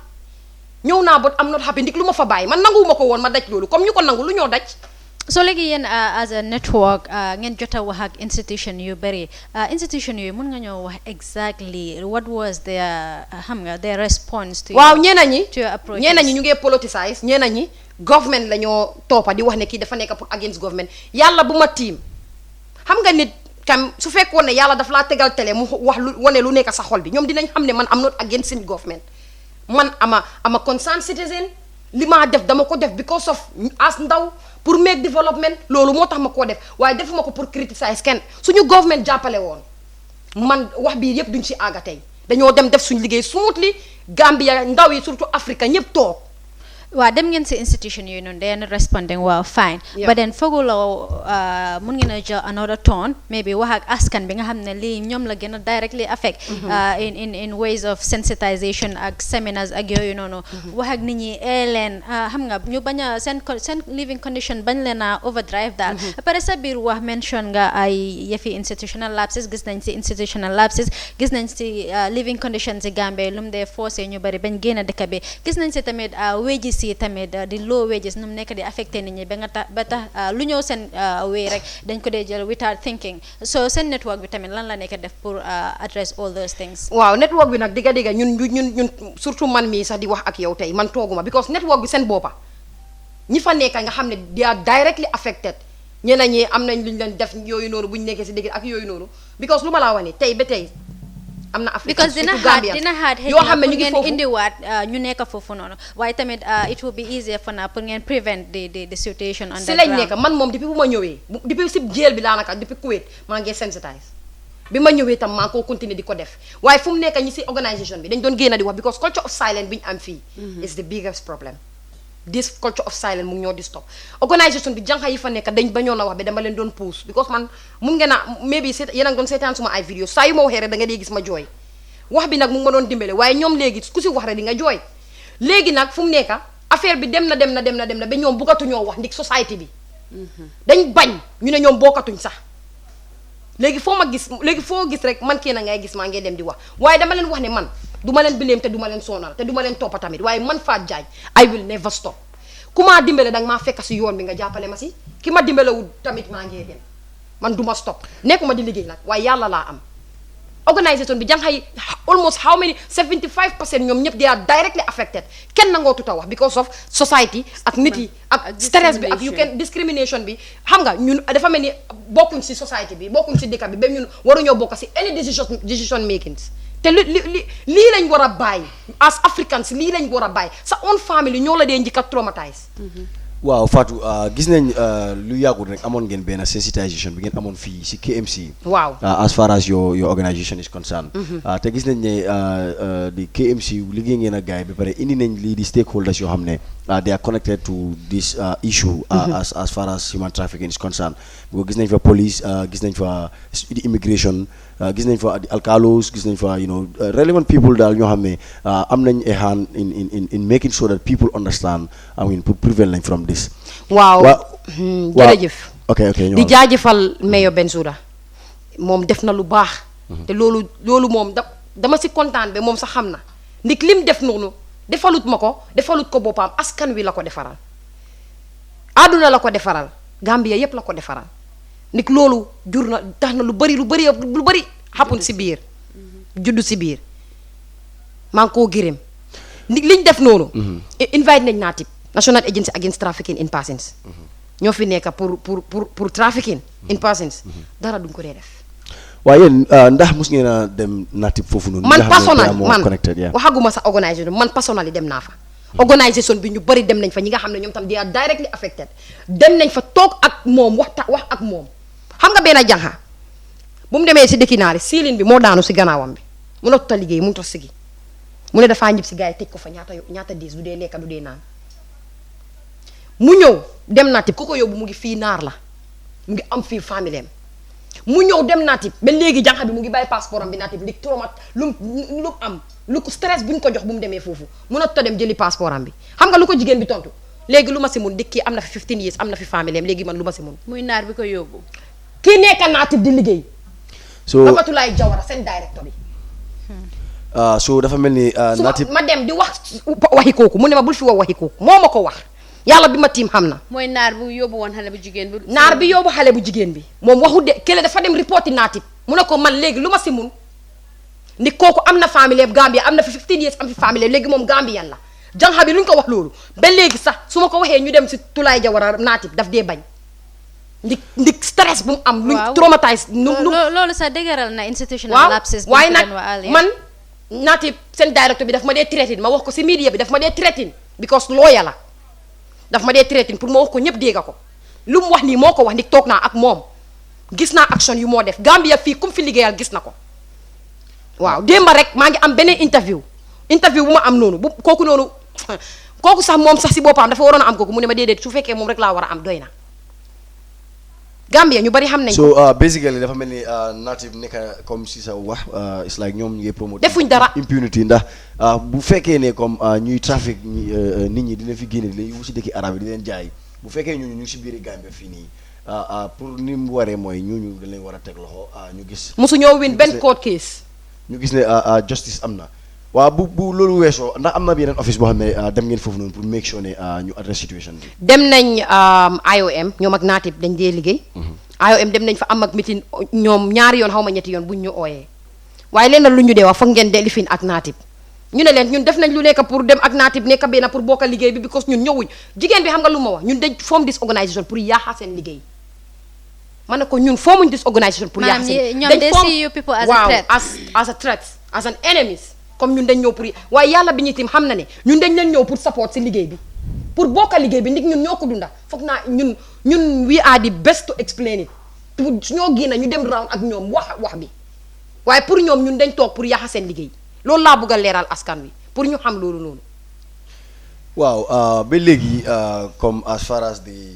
network of girls against human trafficking is concerned I mean pour wax dëgg from the central point of this country maanaam from the citizenry point. li nekk la loo xam ne dañ ko war a adresse. dañ ko war a wax. waaw ba pare wax nga ne ba léegi yow at a personal level yaa ngi gën a dox ay jéego yoo xam ne. pour make sure ne lii mu ñëw to a stopping point. waaw yéen ndax am ngeen. other activities I mean as far as the network is concerned ndax am ngeen yeneen activities yoo xam ne mu ngi in place pour dox lii nii pour address situation bi. comme lu ma la wax rek ak léegi network bi ñu jaaxay nangootu ñoo wax personally man laa wax because li ma gën a bañ lu may laas bugga moo nekk di personalize things waaye personally man dama leen wax ne du ma mus a stop maa ngi si ba léegi di ko def bu yàggut maa ngi jógee Sénégal laa la wax maa ngi fa jógee yow soo génnee sa dëkka nga dem dëkki jàmbur ñooñu won la ne ñun ñoo la gën a bugga li nga liggéey ñun la gën a soxal dama dem Sénégal suma vidéo bi tey ñaata friend request laay am aidé ñaata comments laay am suma messenger bi yépp pour mit ma wax ak man def dara am lu ñoo def Gambia nañ fonka lu ñu am nañ ko dooree si yéen xale yi ndaw yi toog nañ fonka lu ñu am ñun Gambia nga génn sa dëkk nga dem ñeneen won la ne ñoo la gën a bugga ñëwal nga nekk fii lu garaaw la nañ ko xoolaat Gambia nag xamuñ luñ am balaa ñu koo xam fekk loolu raw leen Sénégal dama fa dem recently laa ñëw moom xam na si dara te xam naa ne yéen tamit njortawu leen ne xam ngeen si dara ñooñu seen boppa ñoo ma bëgg pour ma ñëw toog Sénégal wax ak askan bi waaye not ñi nga xam ne ñun mi tamit loolu ñu gën a affect ñun as Gambians ñun mënuñoo fonka ñun su luñ am leena rek moo def suñ xol yi nañ ko setal ñun dañ war a toog benn néeg as Africans dama ko generalize boo ko xel boo ko xalaat boo ko xol boo ko éenee boo ko gis-gis ñu toog Afrika dina dem ndik ñun am nañ ko fii dama ko gëm kenn mënut a tax man du ma gëm ne ñun amuñ ko. waaw just recently I have a message on Messenger tubaab moo ma message tubaab wallahi ak waxtu bi tey arjuma la tubaab moo ma message di ma wax nonsense man nonsense laa ko fiilee because nga naan ma waaw ama tubaab suma message bi soo leen bëggee mun naa ko snapshot jox leen ko ngeen dugal ko ci seen media bi ñu xool amut lu ma ko waxut man ne ko man kayaawuma yow li nga am ak kan nga nekk ak loo munti doon man Afrika laa gëm te suñ Afrika laa gëm yow doo tuutil Afrika man ci suma kanam mu ne maa la war a dimbale te maa la mun a dimbale mun naa développe Gambia man ne ko loo du digga man sa you seems like a liar to me. waaw nañ gëm suñ boppa Fatou gis nañ ne comme biiri Afrika ñu bëri jàpp nañ ne pour wax ak nguur si microphone bi rek wala waxi neen rii rek daf dee hard pour ñu respond mu am loo xam ne dañ ñu bëri ñu ngi gëm ne tam mu ngi nekk loo xam ne dafa crucial si réew yoo xam ne surtout democratic nation mooy protest politics maanaam boo waxee ba dégluwuñ la am na yeneen measures yoo xam ne ñii di ko ooyee radical means yoo xam ne is either protest wala yu mel noonu pour condition government ñu respond si li ngeen a wax ndax yéen in any way am ngeen li mel noonu loo xam ne comme fil ngeen ne léegi wax ngeen ba pare government bi defuñ dara ndax am ngeen loo xam ne da ngeen ko teg lu mel ni protest politics waaw man dama nekk soo government bi respond digga la man dama nekk nit koo xam ne du ma dee bëgg a dox si yooyu because fuñ ñoo séntu see ak stories buñ ñoo jox du nekk li am xam naa suma boppa du ma wax ne musuma koo def mus naa toppa some movements waaye bu ma gisee action si bu ma gisee man maa dee dama doon jiitu si kanam gis naa actions yi nga xam ne ñu dee indi pour ak seen matuwaay yuñ dee def moo tax bugguma see like dugal kenn ak doomi jaamur benn lu ko njëkkee culture of silence bu maa wax ma ñëw neexal ñooñu bañ génn pour ñu dem ñu ñëw dara di happen loolu lay bay am nit yoo xam ne they are willing to do it ndax di nga liggéey ak those people to go forward with such protest. yaa am naa ñu bari they are willing to do it but man sax waxuma ne bugguma see dugal suma boppa de waaye suñ ñu déggul ba pare wuñ ñoo déglu foog naa ñu jël those steps waaw waaye yépp dañ koo def si peace defuñ ko pour yaaxa defuñ ko pour dóore defuñ ko pour def dara lu ñaaw dañ ñu war a déglu ñu jàppale leen ñun ñëpp bokk affaire bi ratax ñun ñëpp dem waaye fii nii leaders suñu am in Africa they are fools they are fools. boobu garaaw na de li nga wax noonu garaaw na de foo teg loolu noonu Fatou sa yaram fu ma teg loolu noonu non saaguma leen man Barrow wallahi kenn gënut ma koo bugga waaye na Barrow liggéey ñu support ko man kenn du tax man ma gis président buy liggéey du ma ko support na ko Barrow door su ma ko supportut rek bugguma si moom dara bu ma may dara dinaa ko support ba taati ndaal bi kenn du ma si génnee waaw léegi man li ma bëggoon a xam mooy suñ président dañ ko war a support su wàccee ñun ñoo wàcca su daanoo ñoo daanu te su jógee ñun ñëpp a jóg nañ ko jàppale wante na feefe na jàppale bi na dafaa fekkal loxol borom Olof Njaay loolu la wax soo buggee ñu jàppale la dugalal sa loxo ba pare na dugal loxo mu xool dinaa ko jàppale te dinaa xicca ñu ko jàppale waa léegi Fatou man foofu laa bëgg a waxee ndax bi yéen seen network bi binda ngeen office of the president wan leen seen concerns wan leen tamit lépp li nga xamante ne loolu ngeen bëgg a def ak yéen ñu ko dunda ngeen joxe seen expérience ba pare tamit bëgg a see xar seen tànki tubéy pour gis ne su dut Gambien si rek waaye africain si ñu bàyyi di leen génne si biti especially si dëkki naar yi wala ñu leen di jaay because ku la fay génne du la wax exactly lan mooy xew foofu suñ la fay génne dañ laa wax ne gis nga ni nga soonee fii gis nga sa yaay nu soonee gis nga sa papa nu yóbbu sa xel bi yóbbu sa maay dinañ la fay half a million démb rek ñu si doon waxtaan maa ngi la wax ne nit yu la gën a close sa nit yu la gën a close sa ay cousin sa ay sister sa ñoo la si dee gën a mun a le fen yow xëy na di nga ne waa kii suma sister la kii du ma def dara kii du ma def dara waaye nit ñi dañ toll si jamono boo xam ne nit ñi amatul ngor ma wax leen li ma xam ne mais bi astafurlah mus naa koo wax ba fooguma ne si media yi bi ko dama dee fàtte comme lu ma leen wax man dama kool suma famille man bi ma nekkee foofu di torox nangu wuñ maa déglu nangu wuñ maa uyu because dem na wax leen ne man dama dem bugguma liggéey bi dama kool hello rek yow da nga dem bugguloo liggéey te xam nga li nga bàyyi ba ma ñib si kool bu ma kooloon bi ma ñib si Gambia koolatuma ndik stress bu ma am ak métit bi ma am yaa ngi gis stress bi ak métit bi lii moo dama am lu ma naxari waaw man foofu laa bëggoon a waxee comme nu ma ko dooree woon sax xam nga dégg ma ñuy commencé waxtaan bi maa ngi doon wax Fatima ma ne ko yenn saay situation moo la dee dugal si yenn yi because yow su fekkee ne yow exemple yow a high school product dem nga school ba wàcca am nga kayitu baax am nga possibilité am liggéey bu baax ba ñu seet ndaw yi réew mi si dëkk bi demeewut noonu am na ñoo xamante ne yaa ngi nekk a family of 5 wala family of 6 yaag sa yaay ak sa papa sa brothers ak sa sisters yéen a ngay dëkk si benn néeg wala ngeen dëkk si cabinet ak saal yow being the elder person yaa ngi am ambition yaa ngi ne man bëgg naa génne suma family si situation bu ñu nekk at this moment so yow lu ñëw sa yoon rek dangaa feel ne this is the right moment to shine this is the right time pour def nangam su fekkee ne yow exemple yaa ngi fekku 1000 1500 ba 2000 dalasi yow imagine sakuma la fu mu nekk ni 1000 2003 waxaguloo waxi néeg bi nga fay 1007 léegi yow néeg bi nga fay medical bills ñëwaagut électricité ñëwaagut ndox ñëwaagut ba pare emergency tamit daf day xew nga tëdda ay guddi sa doom bi feebar nga war a eew yóbbu ko lopitaan yooyu noonu yëpp possibilité la léegi nga gis koo xamante ne moom ñëw na toj sa boppa bi naam toj sa boppa bi Gambia dafa neex a développe fu mu nekk man dugg naa at least fu bëri tuuti rek demal Sénégal bi Gambia ñun laa la wax de ma wax la dara lu ndaw ñun Gambia neex naa développe gis nga suñ fi génnoon ñeneen nationalités ñëw dañoo développe Gambia ba pare ñu dem yaaxa foofu ba pare ñëw ne leen delloo leen ñu suñu dëkk ñu dellu si waat Gambia dafa neex a développe dañ war a supportante Adama Barrow na liggéey wax baa ngi nii gis nañ ne si sa wax bi yëpp gis nañ li mel ni impunity mooy nit def la loraange wala def lu ñaaw loo xam ne waru koo def ba pare at the end of the day loi dafa dara si moom ñi si war a dox ay jéego pour make sure loi dox seen kaw ñu ngi ne teg defuñ dara mu nekk loo xam ne is an issue and is very relevant to tey yëpp suñ topic buñ nekka ndax gis nañ ne président Adama Barrow am na meeting ak kii lii di Amnesty International ñu am délégation boo xam ne waaw ba pare ku leen jiite woon mooy di director of Central and West Africa waaye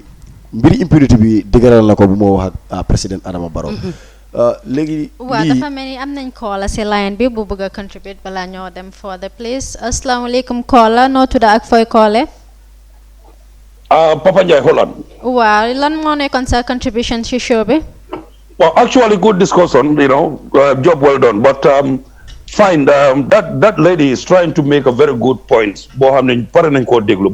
I'm really disappointed in her and of course Africa, because even Barrow is not about Barrow, but we should also respect the office and don't call president idiot, because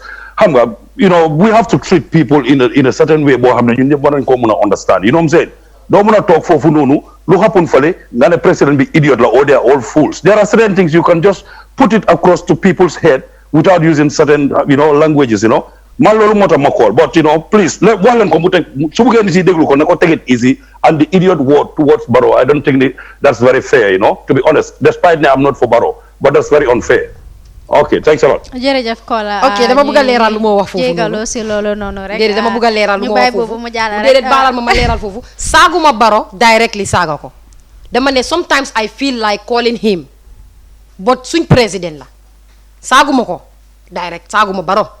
nañ leen leeral wax bi nañ ko dégluwaat bu baax. waaw ba tey rek ñuy jégalu si Kola yu gisee loolu neneen di leen jégalu di leen wax ne tamit ay Africa ñun we don't represent otherwise liñ fi nekk rek mooy di leen indil information yu leer fanaa tamit nit rek lañ suñ juumee tamit luñ mun a def rek mooy di leen baalu aha. waaw Alhassan yaa ngi doon wax something. yeah exactly comme maanaam jéem a connect lii di meeting ni Adama Barrow bi ak di kii di Marie mooy di director of the Amnesty International for Central Africa ak West Africa yëpp mu ngi daan jéem a dëgëral lii di impunity waaw yéen bi léegi damaa ñëw si seen network bi because association la boo xam ne comme is purposely created to address this situation waaw ndax yow comme que ni nga waxee ne am na ñoo xam ne léegi ñu ngi lose interest. waaw ndax yow am nga ay plans yoo xam ne comme pour gën a convince gars yi ñu ñëwaat ndax gis nañ ne this fight basically an individual dafa hard trop pour mu make that big impact. waaye su amee organisation boo xam ne mu ngi ko baag. obviously dafa easy pour ñu achieve that aim. waaw ndax yow at a personal level yaa ngi gën a dox ay jéego yoo xam ne da nga convince gars yi ñu gën a ñëw ngeen consolidate seen boppa ngeen move on. waaw man moom Fatou Diagne baalal ñu rek balaa ñoo dem dafa mel ni am nañ beneen koola asalaamaaleykum koola noo tudd ak fa koole. waaleykum salaam man la Ndiaye. ok lan mooy woon sa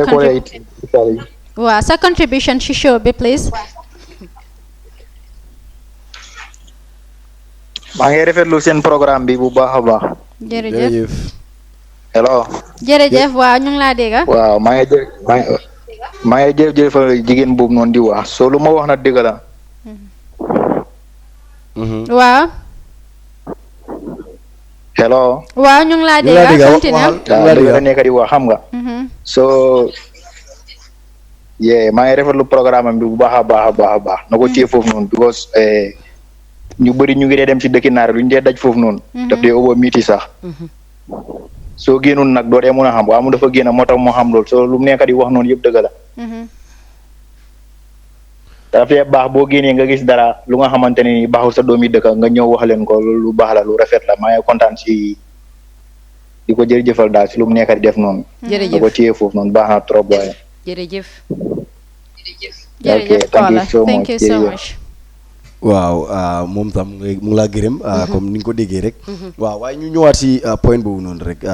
comme yéen yow at a personal level waaw comme ni ma la waxee rek muuf si waaw man li ma laa wax moo nekk comme li ma doon wax before rek du ma bàyyi du ma dellu gannaaw te du ma gestu yaa ngi gis kii ñëw dem ak ñun na ñëw ñu dem def liggéey bi ni Gambia leena mooy suñ problème leena moo fi nekka dangaa door dara nit yi door di la si wàccee rek di door di la wax lu ñaaw rek yow nga give up comme loolu la rek moo xapun si ñoom nga give up yow yaay toppa diw yow yaay dem def lii yéen a ngi nekk bugg a feeñ yéen a ngi bugg a siiw loolu mooy wax bi yaa ngi gis man nag luñ ma munti wax rek dama dee gën a move on because am naa ñi nga xam ne ñu ngi si suuf di ma gën a push loolu laa soxla su ma amee benn nit rek bi may push di ma wax ne li ngaa def yaa ngi damay dugg a moto sax ma ne la taxi driver bi ne ma yow ya su ma waxee rek nga ne ma yow laa doon di follow bëri nañ trop am nañ beneen koola nañ ko jël please asalaamaaleykum koola noo tudd ak fooy wootee. waaleykum salaam maa ngi lépp sama tur bi li ma bëgg a wax mooy dama bëgg a add on to last caller bi lu mu wax Papa Ndiaye Holland li mu wax like dëgg la jaaxa bi mu ngi make sense he is making sense like si lim nekk di wax but like lu moo waxee daal na jël time am mu wax nit ñi ñu mun koo understand it's like xam nga mu ngi toog ak nit ñoo xamante ne dañ bugg a dégga story am bi dañ bugg a xam li xew dañ bugg a jàppale or something waaye the way she's taking it like mu ngi xeex ak nit or something dinaan the African leaders are fools that's not respectful. A leader is a leader. Even they are fools. You shouldn't talk, sit on the media. They are fools. That's not right at all. It's not fair. You shouldn't do that. Nga dal nga tey nga am naka nga expresser sa boppa nit ñi ñu mun la understand. Why don't talk dinaan African leaders are fools? Just take your time and then explainal nit ñi ñu mun a understand. People are viewing you nit ñi ñu ngi learn and nit ñi ñu ngi bugg a def loo xamante ne di la jàppale si li nga nekka. It's not you alone. It didn't affect you alone. Mu ngi affect yeneen family. They want to come up. But the way you are talking is like too much, like too loud, and you are taking it like kinga amna koy loyal. Like the journalists are taking it easy with you. Hamga. Take it easy and then calm down. Nga explain nit ñi ñu mëna understand. waaw léegi kontaan naa sa comment bi jërëjëf Kola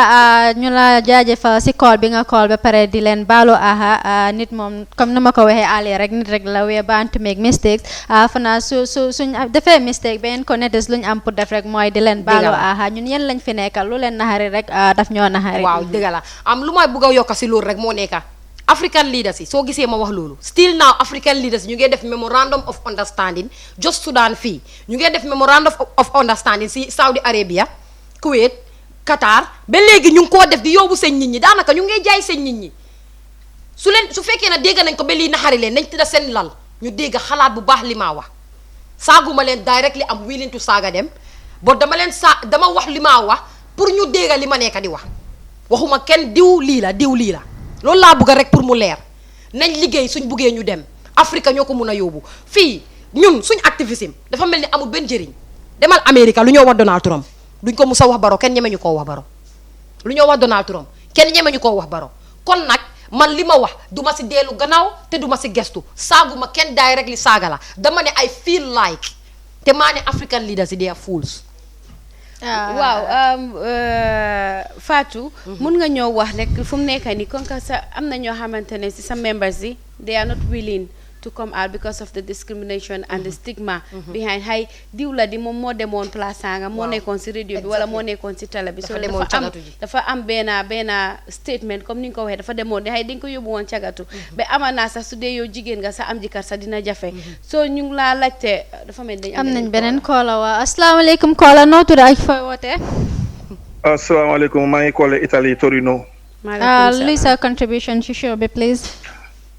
non man lu ma bëgg a wax mooy jigéen bu mu jël call nii last call bu mu bëgg a call nii lu mu bëgg a wax nii xam nga nit ki bu amee problème am kooku moo xam lu mu fiil ak lu mu la bëgg a moom bu mu affaire bu mu ko exagérate ba you know ba bëgg a xam ne dafa ici loo xam ne problème kan africain li bi ko jigéen bi moom lu mu fiil because man mi xam naa fu moom lu may waxee man ay pass through that hello waaw ñu laa dégg hello ñu ngi laa dégg Kola mun ngaa continuer please waaw ñu ngi laa dégg bu baax a baax ñu ngi dégg boppam moo tax dangaa fay sa télé bi war a nga sori ko waaw dafa mel ni Kola boobu lose nañ ko waaw comme ni ma la ko doon waxee soo léegi yow yan mécanisme nga am pour encourageat leen pour wan leen ne lii ñun ñoo si mun a taxaw ñun ñoo si mun a wax because ñun la dal pour ñu gis ne suñ yeneen sisters yi suñ yeneen brothers yi duñ jaar si jafe-jafe boobu gis nga man ki ma trafic man mun naa koo jégal waaye maa ngi dox ba léegi di ko gis man mun naa koo jégal waaye ñi nga xam ne pare wu ñoo jégale te buggu ñoo jégale du seen faute nañ leen jàppale naatib mosu ñoo win benn case am na case boo xam ne dañ si dem ba si digga ñu bàyyi am na case boo xam ne dañ si dem ba digga ñu bàyyi munuñoo fexe ba win benn case su fekkee loolu munuñ koo fexe te munuñ koo def case yi sax nañ leen bàyyi ndig ñun suñu xol as Gambians ñun suñu xol as Africans dañ bari yërmaande waaye nañ ñu jàppale ñu génn wax ak nit ñi nañ ñu support ñu génn wax ak nit ñi I need no salary from them only the support oyal Fat Diagne defal li la war requirements yi ñu dem liggéey bi jaamane ñooy naatib amaluma leen benn xol bu bon many caller boobu noonu ñu lusoon delloo si na asalaamaaleykum caller waaw mun ngaa continuer si fi nga doon bëgg a taxaw rek. Okay, man nga I'm just calling from Italy comme maa ngi bëgg a contribute su jigéen bi last caller bi mu wax nii. waaw. mu ngi jéem a blame jigéen bi mu ngi bëgg a jaxase jigéen bi di whole world it's not correct because jigéen bi moom who feels it know the pains. Exactly. Because man jaar naa fu mu ca lëkk naar yi man foofu laa jaar nii ba ak si Europe ma nekk nii. You know ak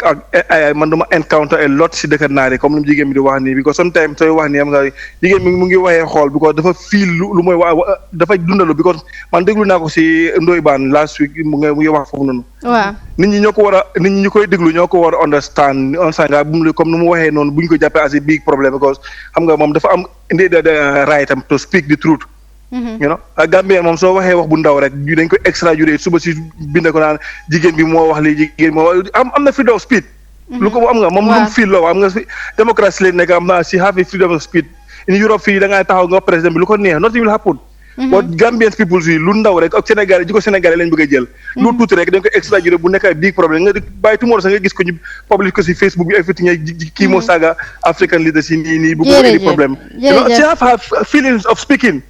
You know, everybody have a freedom of speech in the world. You know, kooku moom call di ko jaxase ak the whole world. It's not correct. Bro bul woori sax mënut maa delloo gannaaw. jërëjëf bro dégg nañ la bu baax di rafetlu tamit call bi nga call di leen remind ne the number to call is 3952120. waaw comme.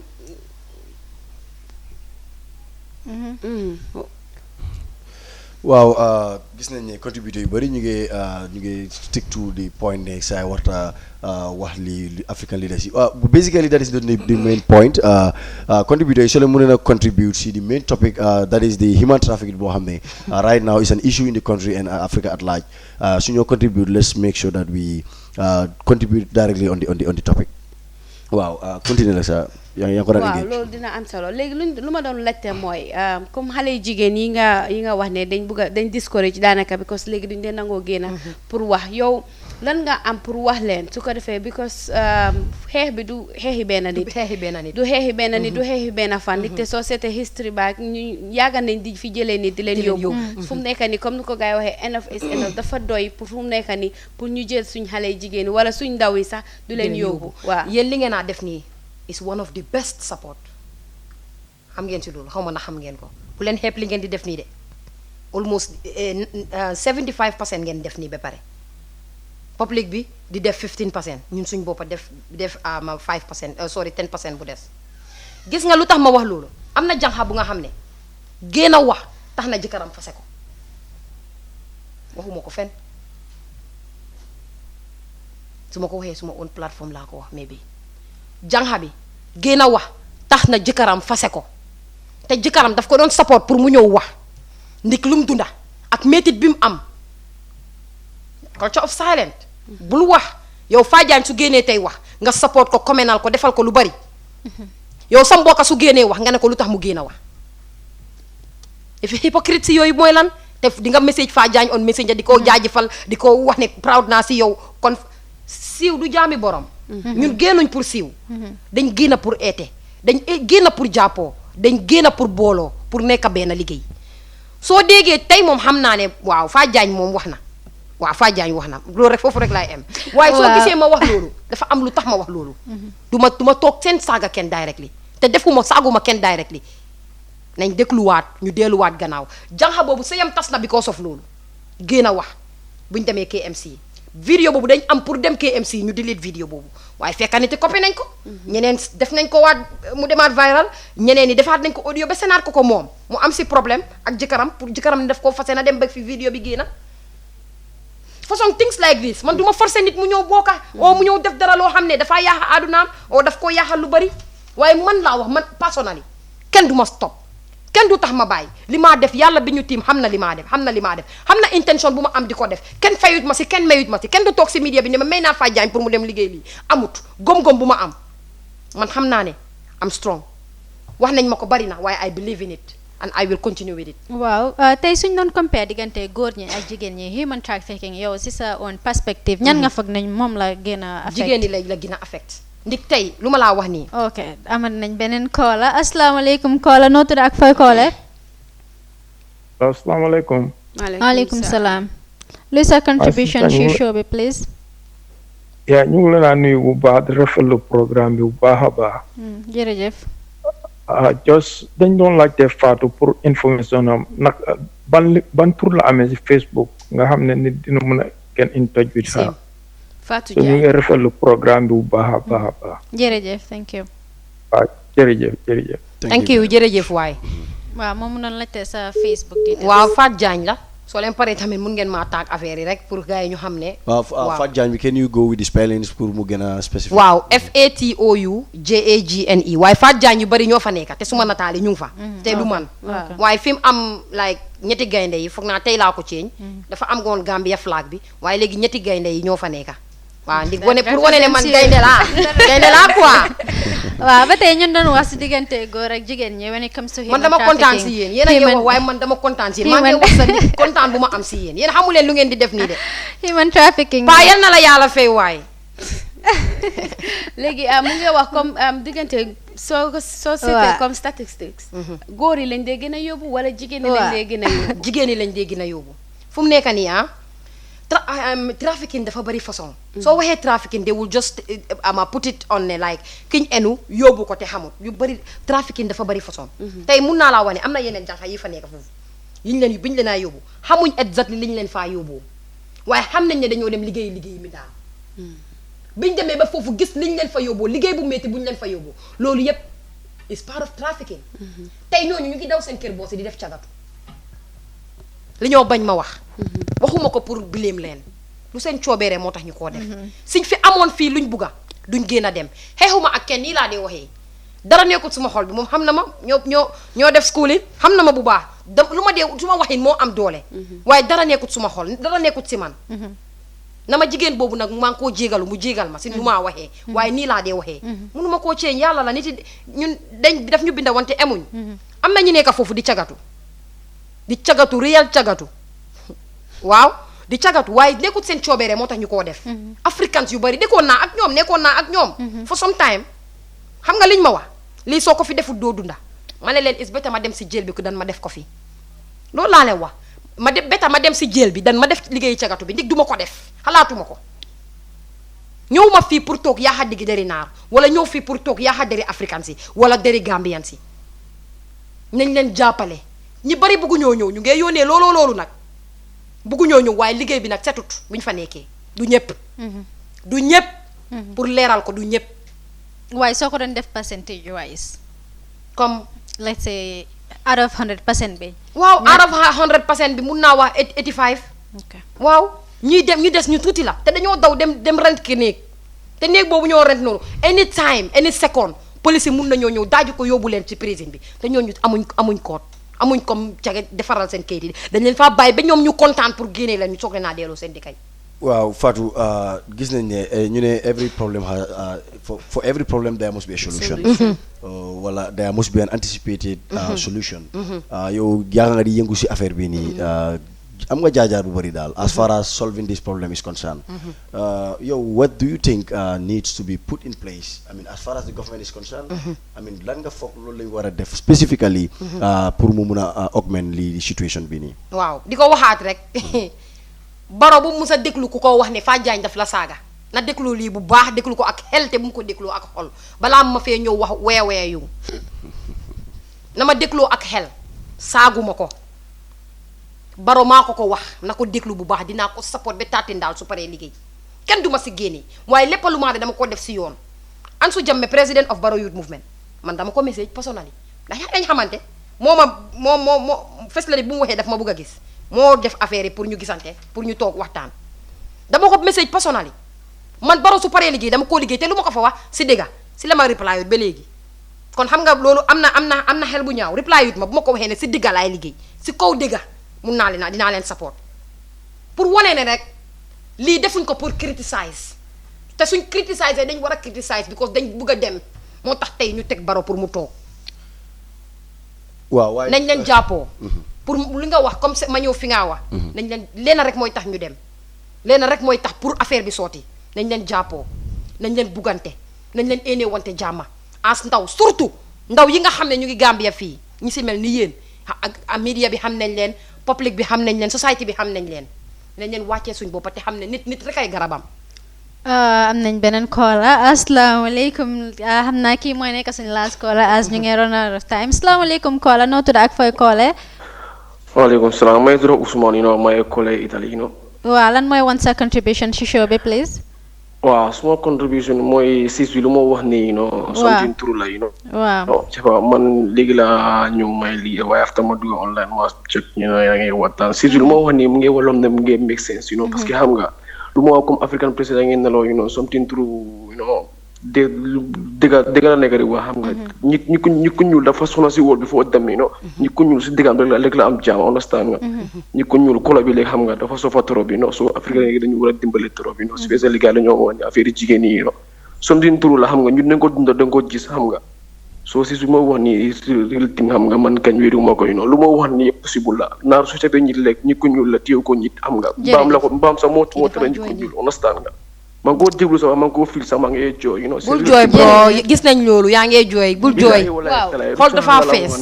comme lu ma doon wax rek ma continuer jërëjëf Kola ñu ngi rafetlu sa call bi bul ñu jooyloo jërëjëf am kon lu ma doon wax rek ma continuer suma wax bi nañ leen jàppoo buggante boo ko xel boo ko xalaat boo ko xool boo ko éenee boo ko gis-gis wallahi dañoo waa léegi Fatou dama bëgg nga wax ma government naka nga bëggee ñu intervene si trafficking bi man fu mu nekka ma wax leen mënuma binda suñ buggee ay memorandum of understanding ak yu kenn xamul mënuma binda dara nekkatut suma xel bi pour ma binda waaye gémmeñ gi ak bii yàlla may na ma ko pour wax génn a waxtaan ak nit ñi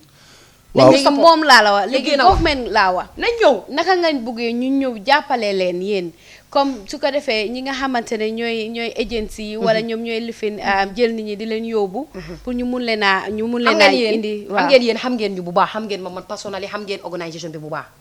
government maa ngi leen koo wax képp ku bëgg a mit Fatou Jagne oo ngeen waxtaan ak organisation bi pour ñu seet naka la ñoo defee liggéey sensitisation bi ñëw leen ay Africa gars yi amee nañ suñ details yi yépp dinañ communiquer ak ñun ñu bokk a def liggéey bi. dafa mel ni kolas yi bëgguñ ñoo bàyyi de gaa ñu ngi nañ continuer nañ jël last yeneen meeting yu ma am last kola bi yéen maa kontaan si yéen. asalaamaaleykum kola noo tudd ak fooy koole. man may tudd Alaaji may koole England. ok lan mooy sa contribution ci show bi please. lu sista di wax ni dëgg la de sista. jërëjëf lu moo wax ni yëpp dëgg la lu moo wax ni yëpp dëgg la ñi call ni from Holland ak sista boobu noonu. nañu baalal sista bi lu moo wax dëgg la. Gambian si ñu lu ñoo dal si biir xam nañ ko. soo ñoo su nekkee hypocrite di ko ndaw si naan déedéet African leadership li ñuy mane nañu baalal nañu support sista bi lu moo wax yëpp dëgg la. man saa dem laa nekk te ñun lu ñoo dal dëgg la. ñoom ñuy ko naan dinaan suñu African di léegi. su doon seen système la duñ ko di wax ni su doon seen système moo nekk naka dëkk naar yi duñ ko di wax yi nii man système laa nekk de li moo wax ni yëpp dëkk la na African system leadership nañ change seen leadership système yi lu moo wax ni yëpp dëkk la wala loolu mooy suma contribution wax ko ne mu na ko fatiyee bu ko jërëjëf na ko fatiyee na ko fatiyee de please jërëjëf ñi ngay rafetlu call boobu noonu bu baax a baax a baax waaw dafa mel ni ñu ngi time we are going out of time waaye lii tam am na solo pour moom tam mu send an information to the right relevant authorities léegi comme basically damaa ñëwaat fi ma ñëwoon rek gis nañ ne KMC defoon nañ loo xam ne many believe that it is very very important pour nit ñi jot information bi because ay alkali lañ indi ak local councilor yi ndax ñoom ñooy deal ak nit ñi si society bi léegi as far as Natic is concerned ak government bi ak li KMC def comme si lu gàtta rek nga tënkal ñu rek nga wax ñu lan lañ war a def pour ñu augment situation bi. li ñu war a def moo nekk nañ roy KMC li KMC def because ñun bépp African laa la wax am na hand in this yéen li ngeen def nii is one of the best support comme lu ma wax benn voice rek nga génne ko si oo nga def benn action rek bokk nga si yaa ngi jàppale bépp benn doomi African bu nekk am na hand in this lépp loo mun a def pour jàppale rek nañ ko def nañ roy si KMC lu ma waxoon rek naa ko waxaat nañ leen jël suma communication. man Kola yaa ma ree ba léegi waaye jëlal Kola yi. asalaamaaleykum Kola noo tudd ak fooy Kola please. hello. asalaamaaleykum Kola noo tudd ak fooy Kola. waaw jërëjëf man la Mo Lamine. waaw sa contribution ci show bi please. maa ngi tudd Mo Lamine. waaw Mo Lamine luy sa contribution. waaw système bi lu mu wax dëgg lay non système bi lu mu wax dëgg lay non ñun yëpp jaar nañ si non. waaw. hello. hello. waa ñu ngi laa dégg continue bu baax a baax bro. ma ne système bi lu mu wax dëgg la noonu lu mu wax dëgg la naari baaxuñ. jërëjëf ñu ngi traité nit ku ñuul booy baaxuñ. ñu ngi laa dégg.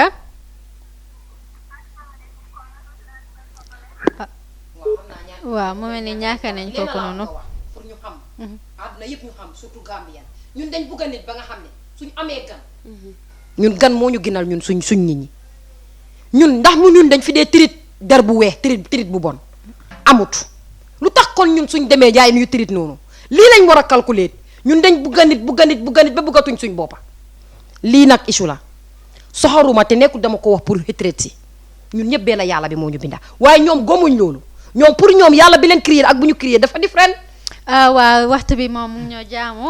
waxtaan bi neex na torop waaye ñu ne lu neex du doy waaye please jox ñu sa last word rek ban message finally moom nga seen si government bi ak di Gambian populace at large ak youth si nga xam ne ñu ngi frustrate ba fu mu ne ni gisuñ dara lu dul génn dëkk bi lan nga la noo wax bari na nañ leena rek laa bugga pour wax government bi su fekkee dañ bugg a dem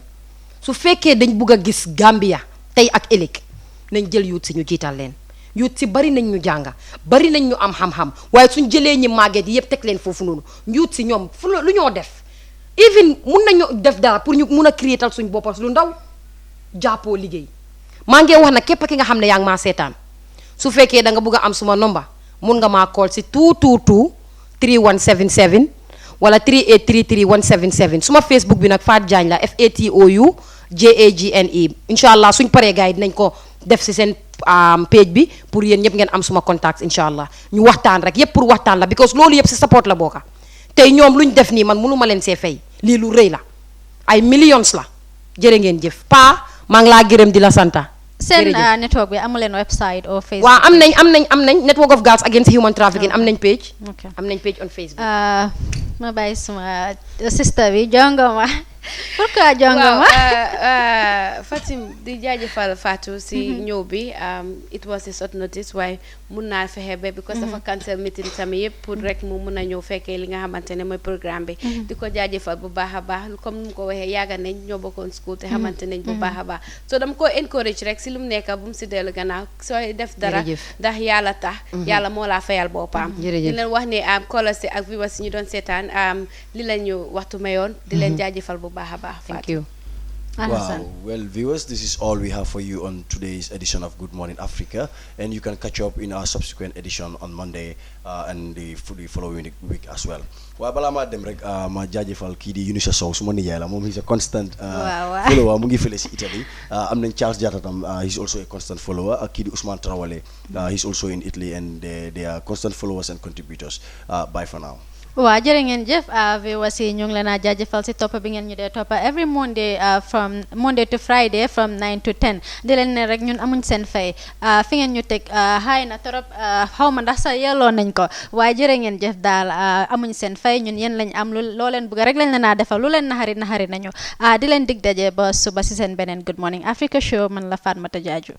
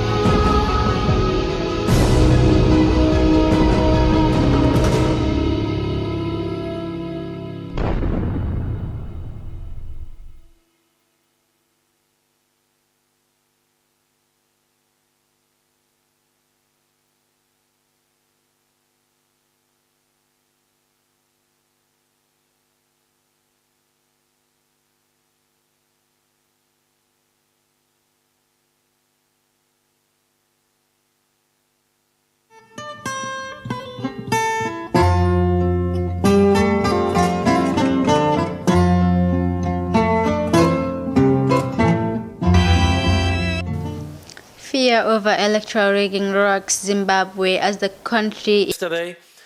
after listening to Prime Minister May's assessment of the state of the negotiations,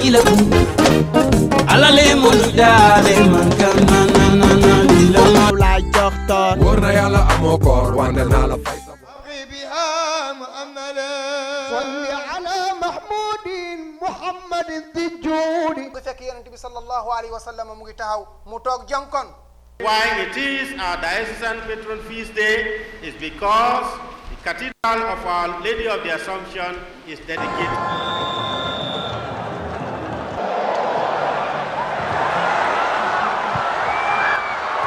Do not have it in their mindset or in their psyche that we are playing against Algeria.